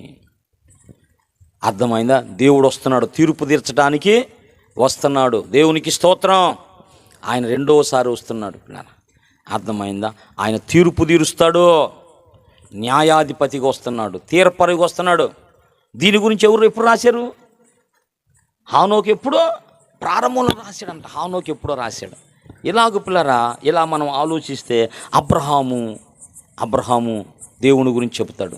అంటే ఎట్లా చెబుతాడంటే, ఇదిగో దేవుడు నన్ను ఇలా దర్శించి నాకు ఇలాగూ చెప్పాడు, అర్థమైంది, నీ యందు సమస్త వంశములు ఆశీర్వదించబడతాయని దేవుడు నాకు చెప్పాడు, కనుక జాగ్రత్త అని తన పిల్లలకు చెబుతాడు. అంటే దాని అర్థం ఏంటంటే మెస్సయ్య వస్తాడు, మీ వంశమంతా రక్షణ పొందాలంటే రక్షకుడు వస్తాడు, రక్షకుని బట్టి మనం అందరం దీవించబడతాం కాబట్టి ఆయన సన్నిధిలో జాగ్రత్త అన్నాడు. అబ్రహాము ప్రవక్త అని చెప్పబడింది, అవునా? 20వ అధ్యాయంలో అతడు ప్రవక్త కనుక నీ కోసం ప్రార్థన చేస్తాడు. అబ్రహాము ప్రవక్త, అబ్రహాము చెప్పాడు. అలాగే పిల్లరా మోషే చెప్పాడు, మోషే ప్రవక్త కూడా యేసు ప్రభుని గురించి చెప్పాడు. నేనేం చెబుతున్నా ఈ రాత్రికాలం ఇక్కడ కూర్చున్న వాళ్ళు కానీ లైవ్లో వింటున్నారు కానీ, అంటే యేసు ప్రభు గురించి ప్రవక్తలు ఏం చెప్పారు, అది ప్రవక్తలు ఆయన గురించి ఏం చెప్పారు అనే దాని గురించి చెబుతున్నాను. ఏం చెప్పారు వాళ్ళు అని మనం ఆలోచన చేస్తే, ద్వితీయోపదేశ కాండం 18వ అధ్యాయం 16 నుంచి 18 వరకు ఉన్నటువంటి భాగంలో మోషే చెబుతాడు యేసు ప్రభు గురించి. దీని గురించే మళ్ళీ పేతురు ఎత్తి చెబుతాడు, క్రొత్త నిబంధనలో స్తెఫను కూడా ఎత్తి చెబుతాడు. ఏదో చూడండి, ద్వితీయోపదేశ కాండము 18వ అధ్యాయం 16, 17 వచ్చి అని చెప్పి తిని, ఆ సమయమున దేవుడైన యెహోవా చొప్పున మీ మధ్యను నా వంటి ప్రవక్తను సహోదరులు మీ కొరకు పుట్టించును, ఆయన మాట వినవలెను. దేవునికి స్తోత్రం. అర్థమైందా? ఇక్కడ పిల్లలు చెబుతున్నటువంటి నా వంటి ప్రవక్త మీలో నుంచి పుట్టించును, దీని గురించి సహోదరులు వేరే అర్థం చేసుకున్నారు. అర్థమైంది? ఆయన ఎవరో కాదు, నా వంటి ప్రవక్త అంటే ఎవరో కాదు, ఇప్పుడు వచ్చినటువంటి ఆఖరి ప్రవక్త, ప్రాఫెట్. అర్థమైంది? ఆయన చెబుతున్నారు. అక్కడ దేవుడు ఏమన్నంటే నీలాంటి ప్రవక్తను నీ సహోదరుల నుండి అన్నాడు. అంటే ఇశ్రాయేల్లో నుంచే పుట్టిస్తాడు, బయట నుంచి పుట్టటానికి కాదు. వాళ్ళు అనుకున్నటువంటి ప్రవక్త ఇశ్రాయేల్లో పుట్టల, వేరేగా, అంటే సహోదరుడే కదా. మరి ఇస్సాకు ఇస్మాయిల్ ఇద్దరు సహోదరులు కదా, మరి ఆ సహోదరుడు అంటే ఆ సహోదరు నుంచి పుడతాడని అట్లా ఏమీ కాదు. మోషే చెప్పినటువంటి ప్రవక్త ఎవరు? మోషే చెప్పిన ప్రవక్త ఎవరు?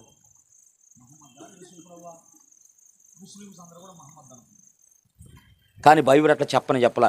ఇక్కడ మోషే చెప్పినటువంటి వాడు యేసు ప్రభువేనని స్తెఫను ప్రసంగంలో చెబుతాడు.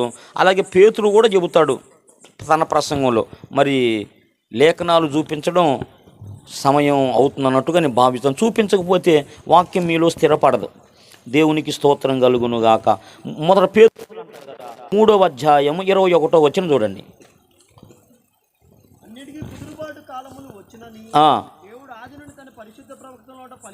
పలికించెను.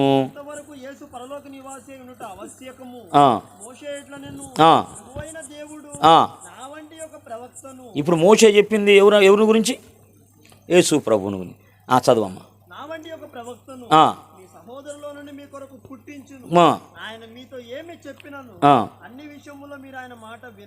అది సంగతి. అలాగే స్తెఫను ప్రసంగంలో 7వ అధ్యాయంలో 36, 37 వచనాలు చూడండి. ఇతడు ఐగుప్తులోను ఎర్ర సముద్రములోను మహత్కార్యములను సూచక్రియలను చేసి నా వంటి ఒక ప్రవక్తను పుట్టించునని దేవునికి మహిమ కలుగును గాక. మోషే చెప్పిన ప్రవక్త ఇతడే. ఎవరి గురించి చెబుతున్నాడు? యేసు ప్రభువుని గురించి చెబుతున్నాడు. కాబట్టి ప్రవక్తల సాక్ష్యం, హానోకు సాక్ష్యం, మరి అబ్రహాము యొక్క సాక్ష్యము, మోషే యొక్క సాక్ష్యము. దేవునికి స్తోత్రం. యెషయా గ్రంథము 7వ అధ్యాయము 14వ వచనం చూడండి. కాబట్టి ప్రభువు తానే ఒక సూచన మీకు చూపును, ఆలకించుడి. కన్యక గర్భవతి అయి కుమారుని కని ఇస్మాయిలా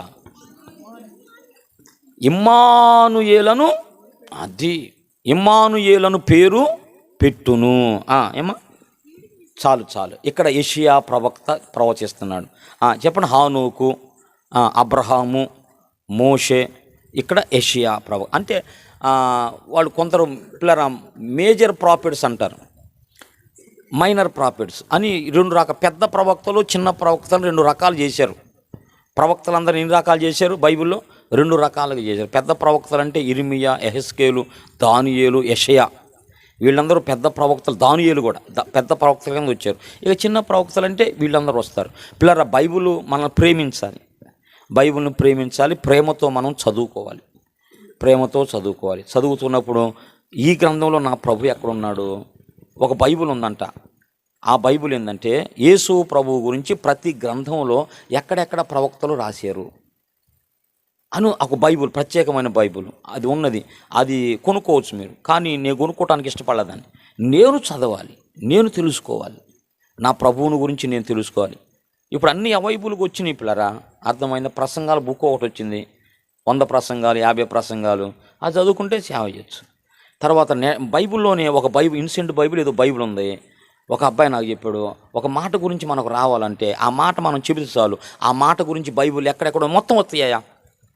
మెళుకో అనే మాట కొట్టామనుకో, ఇక మెళుకోగుండి మనం ఏం చేయాలి అన్నీ వస్తాయి కదా. బ్రహ్మాండంగా చేయవచ్చు సేవ కదా.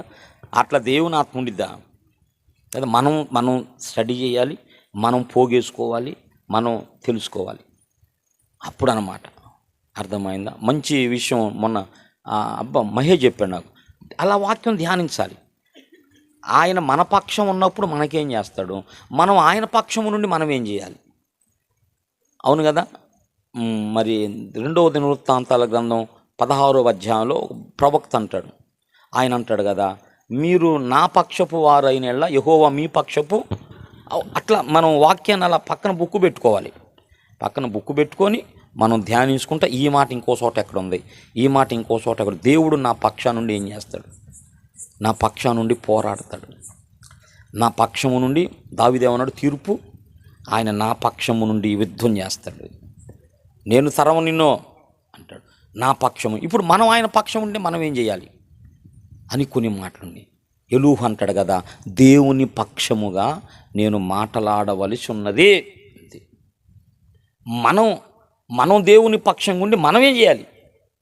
ఆయన మన పక్షం నుండి అంశం అన్నమాట. అట్లా మనం చదువుతున్నప్పుడు మన మైండ్ అంతా ఓపెన్ అయిపోయింది, ప్రతి విషయం మనకు అర్థమైంది. ఇప్పుడు అర్థం కాకపోతే ఒక నోట్ చేసుకుంటే చాలు, తర్వాత మళ్ళీ ధ్యానంలో కొన్ని విషయాలు దేవుడే మనకు నేర్పిస్తాడు. హల్లెలూయా, దేవునికే మహిమ కలుగును గాక. పిల్లరా, యెషయా ప్రవక్త చెప్పాడు, ఇదిగో కన్యక గర్భవతి అయి కుమారుని కనును. ఆయనకి ఇమ్మానుయేలను అంటే, ఇమ్మానుయేలు అంటే ఏందమ్మా?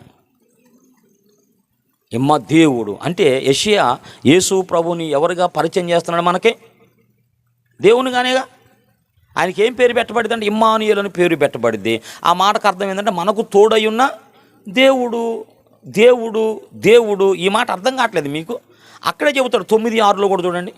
యెషయా ప్రవక్తే 9:6లో కూడా మరొక మాట, ఏలయనగా మనకు శిశువు పుట్టెను, కుమారుడు అనుగ్రహింపబడెను, ఆయన భుజం మీద రాజ్యభారం ఉండును, ఆశ్చర్యకరుడు, ఆలోచనకర్త, బలవంతుడైన దేవుడు, నిత్యుడగు తండ్రి.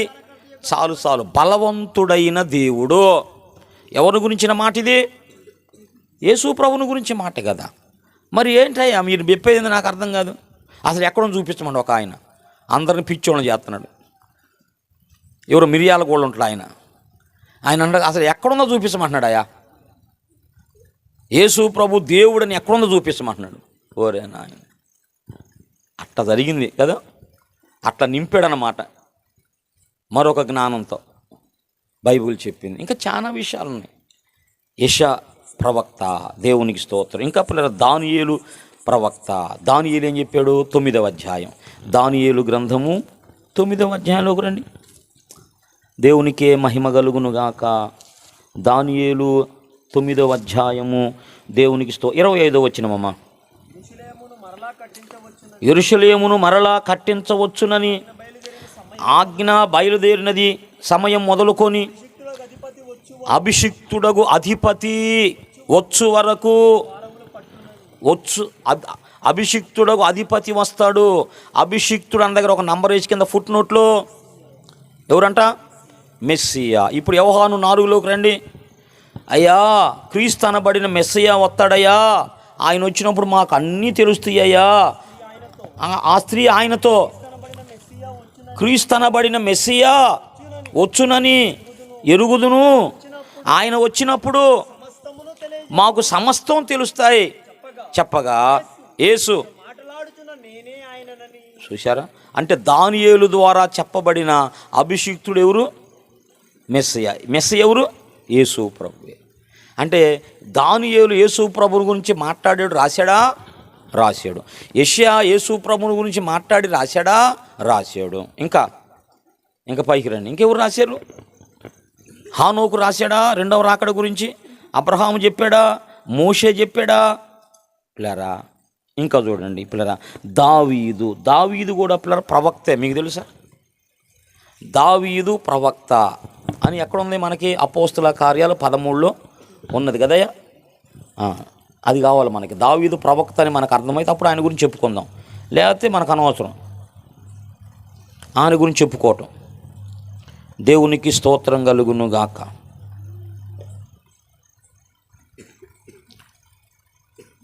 అతడు ప్రవక్త. ఇంకా ముందుకు రండి. పేతురు ప్రసంగం ఉంది అన్నమాట. ఇంకా ముందుకు వస్తే పేతురు, అతడు ప్రవక్త అనేటువంటి మాట దావీదుని గురించి చెప్పబడిన మాట. దేవునికి స్తోత్రము. మూల పురుషుడగు దావీదు 2వ అధ్యాయం 29వ వచనమమ్మా.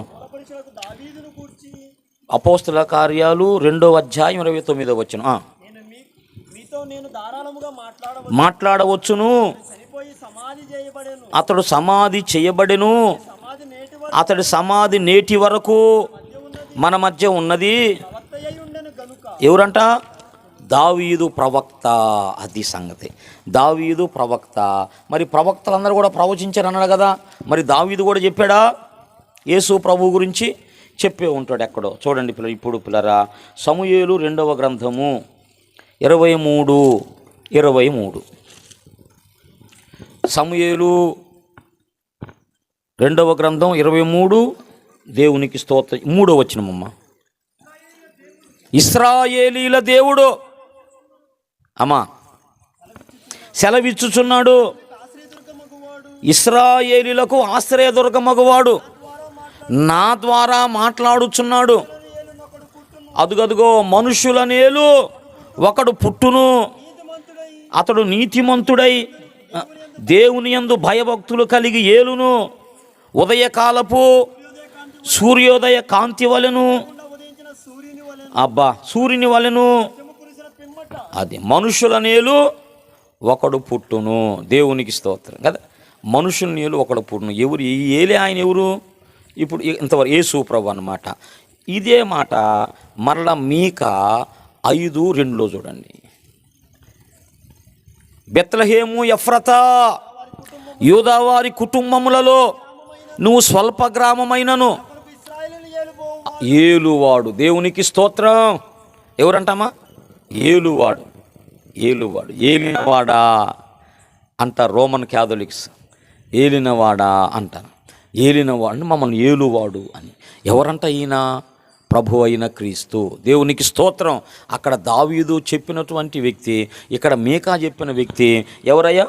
ఎవరు చెప్పండి? యేసు ప్రభు. అంటే ప్రవక్తలు యేసు ప్రభు గురించి ఏమి చెప్పారని దాని గురించి చెబుతున్నాను. ప్రవక్తలు యేసు ప్రభు గురించి ఏం చెప్పారు? ఇంకా పిల్లరా, జకర్యా గ్రంథం 9వ అధ్యాయం 9వ వచనం చూడండి. జకర్యా గ్రంథం 9వ అధ్యాయం 9వ వచనం. సియోను నివాసులారా బహుగా, మనం అందరం చెప్పుకుంటాం. ఎప్పుడు చెప్పుకుంటాం? ఇది ఏదో పండుగయ్యా, మట్లాదివారం. ఇప్పుడు చదువుకోవాలి ఖచ్చితంగా మనం. యేసు ప్రభు వారు రాజుగా యెరూషలేముకు వచ్చిన సందర్భం అది. మట్ల ఆదివారం ఎందుకు చేసుకుంటాం చెప్పండి? మట్లన్నీ పట్టుకొని మనం అదో యేసు చిన్నపిల్లలు లోదన పాస్టర్ గారు పిల్లలందరిని తీసుకొని తిరుగుతూ ఉంటాడు మొత్తం. ఎందుకు? ఏంటంటే అది అంటే అది యేసు ప్రభు రాజుగా యెరూషలేములోకి వచ్చాడు. దాన్ని మట్టల ఆదివారం అంటారన్నమాట. చదువు ఇప్పుడు. యెరూషలేము నివాసులారా ఎట్లా ఉండండి? ఉల్లాసంగా ఉండండి. నీ రాజు నీతిపరుడు, రక్షణ గలవాడై దీనుడునై గాడిదను పిల్లని ఎక్కి వస్తున్నాడు. హల్లెలూయా. అది అన్నమాట జకర్యా ప్రవచనం. అది అర్థం. ఏమంటున్నాడు? ఇట్లా రాజుగా వస్తున్నాడు యేసయ్య. ప్రవక్తలందరూ కూడా యేసు ప్రభువుని గురించి చెప్పిన మాటలు దేవునితో. ఇర్మియా గురించి చెప్పుకోలేదా మనం? ఇర్మియా గురించి చెప్పాలా? ఇర్మియా ఏమన్నాడంటే, ఇర్మియా గ్రంథం 23:5 సకల ప్రవక్తలు అన్నాడు యేసు ప్రభు. అందరిని మనం చెప్పుకోవటానికి సమయం కాదు. ప్రవక్తలు యేసు ప్రభువుని గురించి ప్రవక్తలు ఇచ్చిన సాక్ష్యము అది.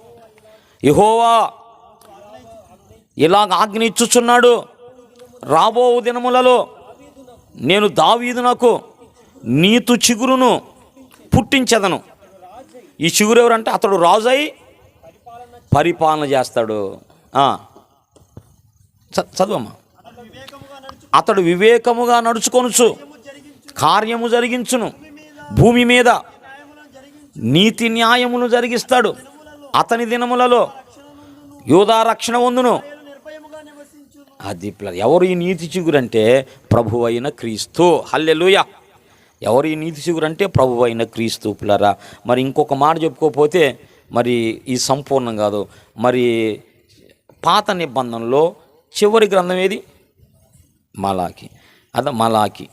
మరి చివరి ప్రవక్త, అది కొత్త నిబంధన పాత నిబంధనకు చివరి ప్రవక్త ఎవరంటే యోహాను అన్నమాట. యోహాను. ఇక ఆయనతో ఒక విధమైన ప్రవక్తల అయిపోయింది, పరంపర అయిపోయింది. మరొక విధమైన ప్రవక్తలు వచ్చారు. మళ్ళీ ఇది మనం నేర్చుకోవాలి. అంటే ప్రవక్తలు యోహానుతోనే ఇది బోధకూడదు వాళ్ళ దగ్గర. అర్థమైందా? ప్రవక్తలు యోహాను దగ్గర నుంచి స్టాప్ అయిపోయారంట. ఇంక అక్కడి నుంచి ఏ ప్రవక్త? వాళ్ళు అంటానే ఉంటారు, బైబిల్లో కనపడతానే ఉంటాయి మనకి. మరి అట్లా తయారైందన్నమాట. అందుకే ఒక బ్రదర్ అన్నాడు, ఏమన్నాడు? అది ఒక వ్యక్తి మీద స్థాపించబడిందంట, ఒక వ్యక్తి మీద కట్టబడింది అన్నాడు. అది వాక్యం మీద కట్టబడింది కాదు. వాళ్ళకి అదే ప్రామాణికం. ఆ వ్యక్తి ఏం చెబితే అదే వాళ్ళకి ప్రామాణికం అన్నమాట. ఇంకా నేను చూద్దాము ఇలా ఇలా ఉంది కదా, దీని గురించి ఏంది, మరి ఇట్లా ఉంది కదా, ఈయన ఇలా చెప్పాడు అని న్యాయంగా ఆలోచించేది ఏమీ లేదు. ఇక చెప్పిన దానికి ఇక రకరకాలుగా పోగు వేసుకోవటం, వాదనలు వేసుకోవటం, అన్నీ కామించుకొని రావటం తప్ప దీని సంగతి చెప్పడం వల్ల దీని సంగతి చెప్పరు. అలా ఉండొద్దు దేవుని పిల్లలు పక్షపాతులకు ఉండొద్దు. మనం దేవుని పక్షపాతులం, దేవుని వైపు, దేవుని వాక్యం వైపు ఉండే మనం మాట్లాడుకోవాలి. హల్లెలూయా. చివరిగా 4వ అధ్యాయము, మలాకి గ్రంథం 4వ అధ్యాయం 2వ వచనమమ్మ. అయితే తన నామమందు భయభక్తులు గలవారగు నిమికో నీతి సూర్యుడు ఉదయించును, అతని రెక్కలు అది సంగతి. ఎవరమ్మ ఈ నీతి సూర్యుడు? నీతి సూర్యుడు ఎవరంటే అర్థం కావాలంటే, ఇప్పుడు కొత్త నిబంధనలో జకర్యా ఉన్నాడు ఒక ఆయన ఏం చెప్పాడు చూడాలి. ఆయన మనకు అరుణోదయ దర్శనమును అనుగ్రహించెను.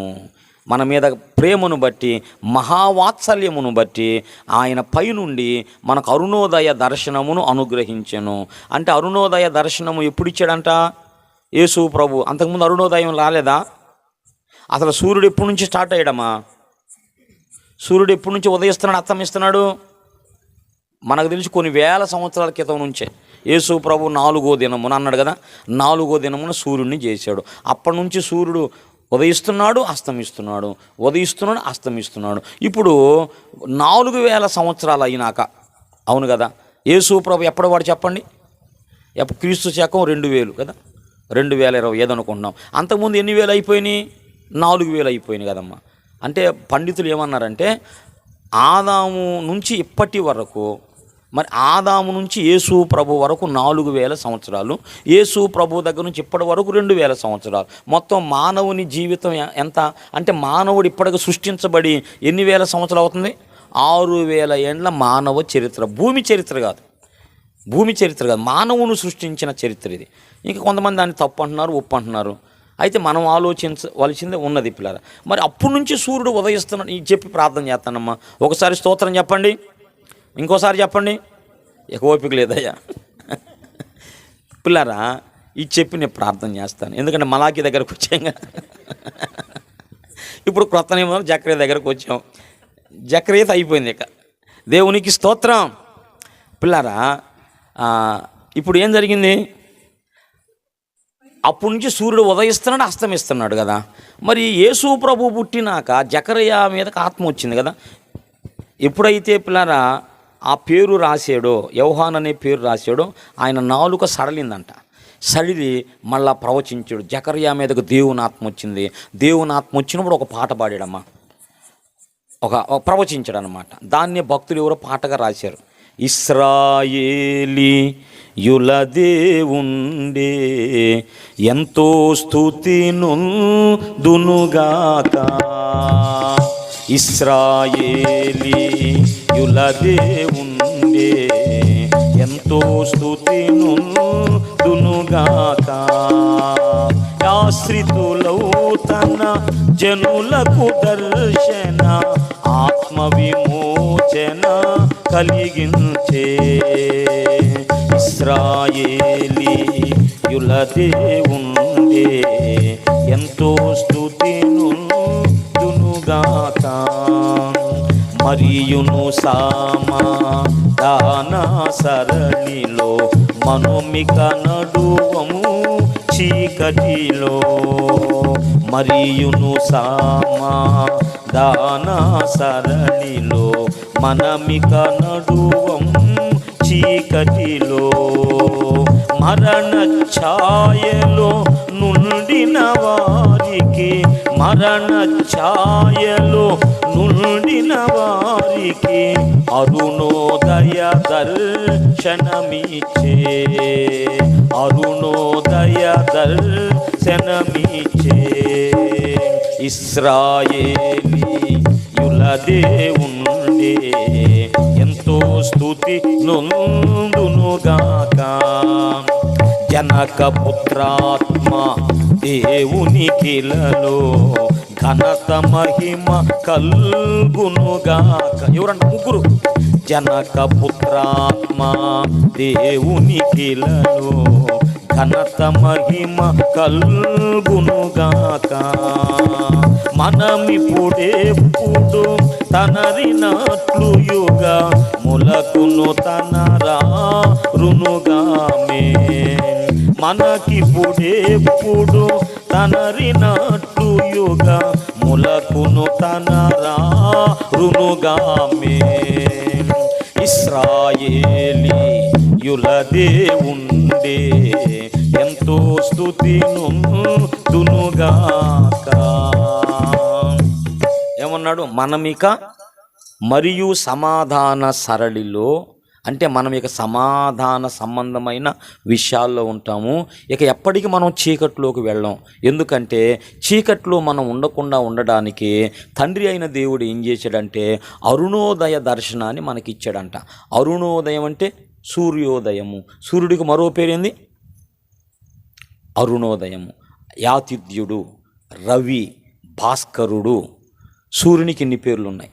భాస్కరుడు అన్న సూర్యుడే, ఆదిత్యుడు అన్న సూర్యుడే, ఇంకా అరుణోదయము, సూర్యోదయము, ఇట్లాగన్నమాట అనేక పేర్లు ఉన్నాయి అతనికి. పిల్లరా, అరుణోదయం ఇచ్చాడంటే అంటే సూర్యుడిని మన కొరకు పంపించాడంట. ఇప్పుడు సూర్యుడిని పంపించడం ఏంది? ఎప్పటి నుంచి? ఆదాం కాలం నుంచి సూర్యుడు అస్తమిస్తున్నాడు కదా. ఆ సూర్యుడు వేరు బాబు. దేవునికి స్తోత్రం. సూర్యుడు అనేటువంటి పేరు ముగ్గురుకు ఉంది బైబిల్లో. సూర్యుడు అనే పేరు. ఇంకొక ఆశ్చర్యకరమైన సంగతి ఏంటంటే మత్తయి సువార్త ఉంది ఒక మాట, మనం కూడా రేపులారా దేవుని రాజ్యంలో సూర్యుల వలె ఉంటామంట. ఇక చూడడం అవసరం లేదా, అర్థమైపోయిందిగా పిల్లారా. మనం కూడా సూర్యులుగా ఉంటాం. తండ్రి 84వ కీర్తనలో తండ్రి అయిన దేవుడు సూర్యుడు. అది అలా మాలాకీ గ్రంథంలో యేసు ప్రభు నీతి సూర్యుడు. అలాగనే మనకు వెలుగు ఇవ్వటానికి దేవుడు పెట్టినటువంటి ఒక కాంతి గోళం, దాని పేరు కూడా సూర్యుడే. దేవుని స్తోత్రం. అయితే ఇప్పుడు చెప్పబడుతున్న సూర్యుడు ఎవరంటే మన ప్రభు అయిన క్రీస్తు. దేవునికి స్తోత్రం. నీతి సూర్యుడు. అది నీతి సూర్యుడు. ఈయన పిల్లరా ఈ జకరియా ప్రవచించాడు అన్నమాట. దేవునికి స్తోత్రం. కాబట్టి పాత నిబంధన ప్రవక్తలందరూ కూడా పిల్లరా యేసు ప్రభువుని గురించి ఏం చెప్పారో తెలుసుకోవాలి. ఏం చెప్పారో జాగ్రత్తగా చూసుకుంటా నువ్వంటే సరిపోయింది. వాళ్ళు ఏమన్నారంటే ప్రవక్త అన్నారు, వాళ్ళు ఏమన్నారంటే నీతి చిగురు అన్నారు, వాళ్ళు ఏమన్నారంటే రాజు అని పరిచయం చేశారు, వాళ్ళు ఏమని రక్షకుడని వాళ్ళు పరిచయం చేశారు, పుట్టబోవాడు పరిశుద్ధుడని వాళ్ళు పరిచయం చేశారు. వాళ్ళు ఏమని పరిచయం చేశారు? ప్రవక్తలమ్మా. ప్రవక్తలు యేసు ప్రభుని దేవుడని పరిచయం చేశారు. హల్లెలూయా. నువ్వు కాదంటే కుదిరిద్దంట బాబు. యేసు ప్రభుని వాళ్ళు ఎలాగో ప్రజెంట్ చేశారు వాళ్ళ లేఖనాల ద్వారా చూసుకోవాలి. లేఖనాలు ఏం చెప్పినాయి? ప్రవక్తలు యేసు ప్రభుని ప్రవక్త అని చెప్పారు, ప్రవక్తలు యేసు ప్రభుని కుమారుడని చెప్పారు. చెప్పారా? ఆ మాట కూడా ఉంది బైబిల్లో. సామెతల గ్రంథం 30లో లేదంటాయా? ఆయన పేరేమో, ఆయన కుమారుని పేరేమో నీకు తెలుసు అంటాడు. కుమారుడిగా పరిచయం చేశారు, మీకా రక్షకుడిగా పరిచయం చేశారు, పరిశుద్ధునిగా కన్యక పుడతాడు పరిశుద్ధునిగా పరిచయం చేశారు, ఇమ్మానుయేలుగా పరిచయం చేశారు, రాజుగా పరిచయం చేశారు. యేసు ప్రభుని ఇలాగూ ప్రవక్తలందరూ కూడా వాళ్ళు ఏమని చెప్పారో, అది ఏమని చెప్పారంటే అన్నీ చెప్పారు. అందులో దేవుడు అని కూడా చెప్పారు. హల్లెలూయా. అన్నీ తీసుకుంటాం, మరి దాన్ని ఎందుకు తీసుకో? దాన్ని కూడా తీసుకోవాలి. కాబట్టి ప్రవక్తలు కూడా పిల్లరా, ప్రవక్తలు కూడా యేసు ప్రభుని ఏమన్నా దేవుడు అన్నారు. అన్నా కళ్ళున్నవాళ్ళు చూసుదురుగాక, చెవులున్నవాళ్ళు విందురుగాక. అంతేనా? ఆత్మ చెప్పు సంగతులు కళ్ళున్నవాళ్ళు చూసుదురుగాక, చెవులున్నవాళ్ళు వినురుగాక. ఆయన అందరికంటే పైనున్నవాడు. ఆయన దేవుడు. నీ కోసం నా కోసం ఆయన ఈ లోకానికి వచ్చాడు. ఇలాగ మనం అర్థం చేసుకోవాలా. ఈ రాత్రి ప్రవక్తల లేఖనాల వెలుగులో యేసు ప్రభు ఎవరు మనం తెలుసుకున్నాం. ఆయన రక్షకుడు, ఆయన ప్రవక్త, ఆయన దేవుడు, నీతి చిగురు, నీతి సూర్యుడు, అనేక విషయాలు చెప్పి అవన్నీ మన హృదయాల్లో పెట్టుకుందాం. యేసు ప్రభువుని ఎరుగుట మనకేందంట? నిత్య జీవము, నిత్య జీవము, సమృద్ధి జీవము మనకు కలిగిద్ది. అట్టి కృప పరిశుద్ధాత్మ దేవుడు ఈ రాత్రి వాక్యం విన్న మనందరికీ దయచేయును గాక. ఈ మాటలు మన హృదయాల్లో ఫలింపజేయును.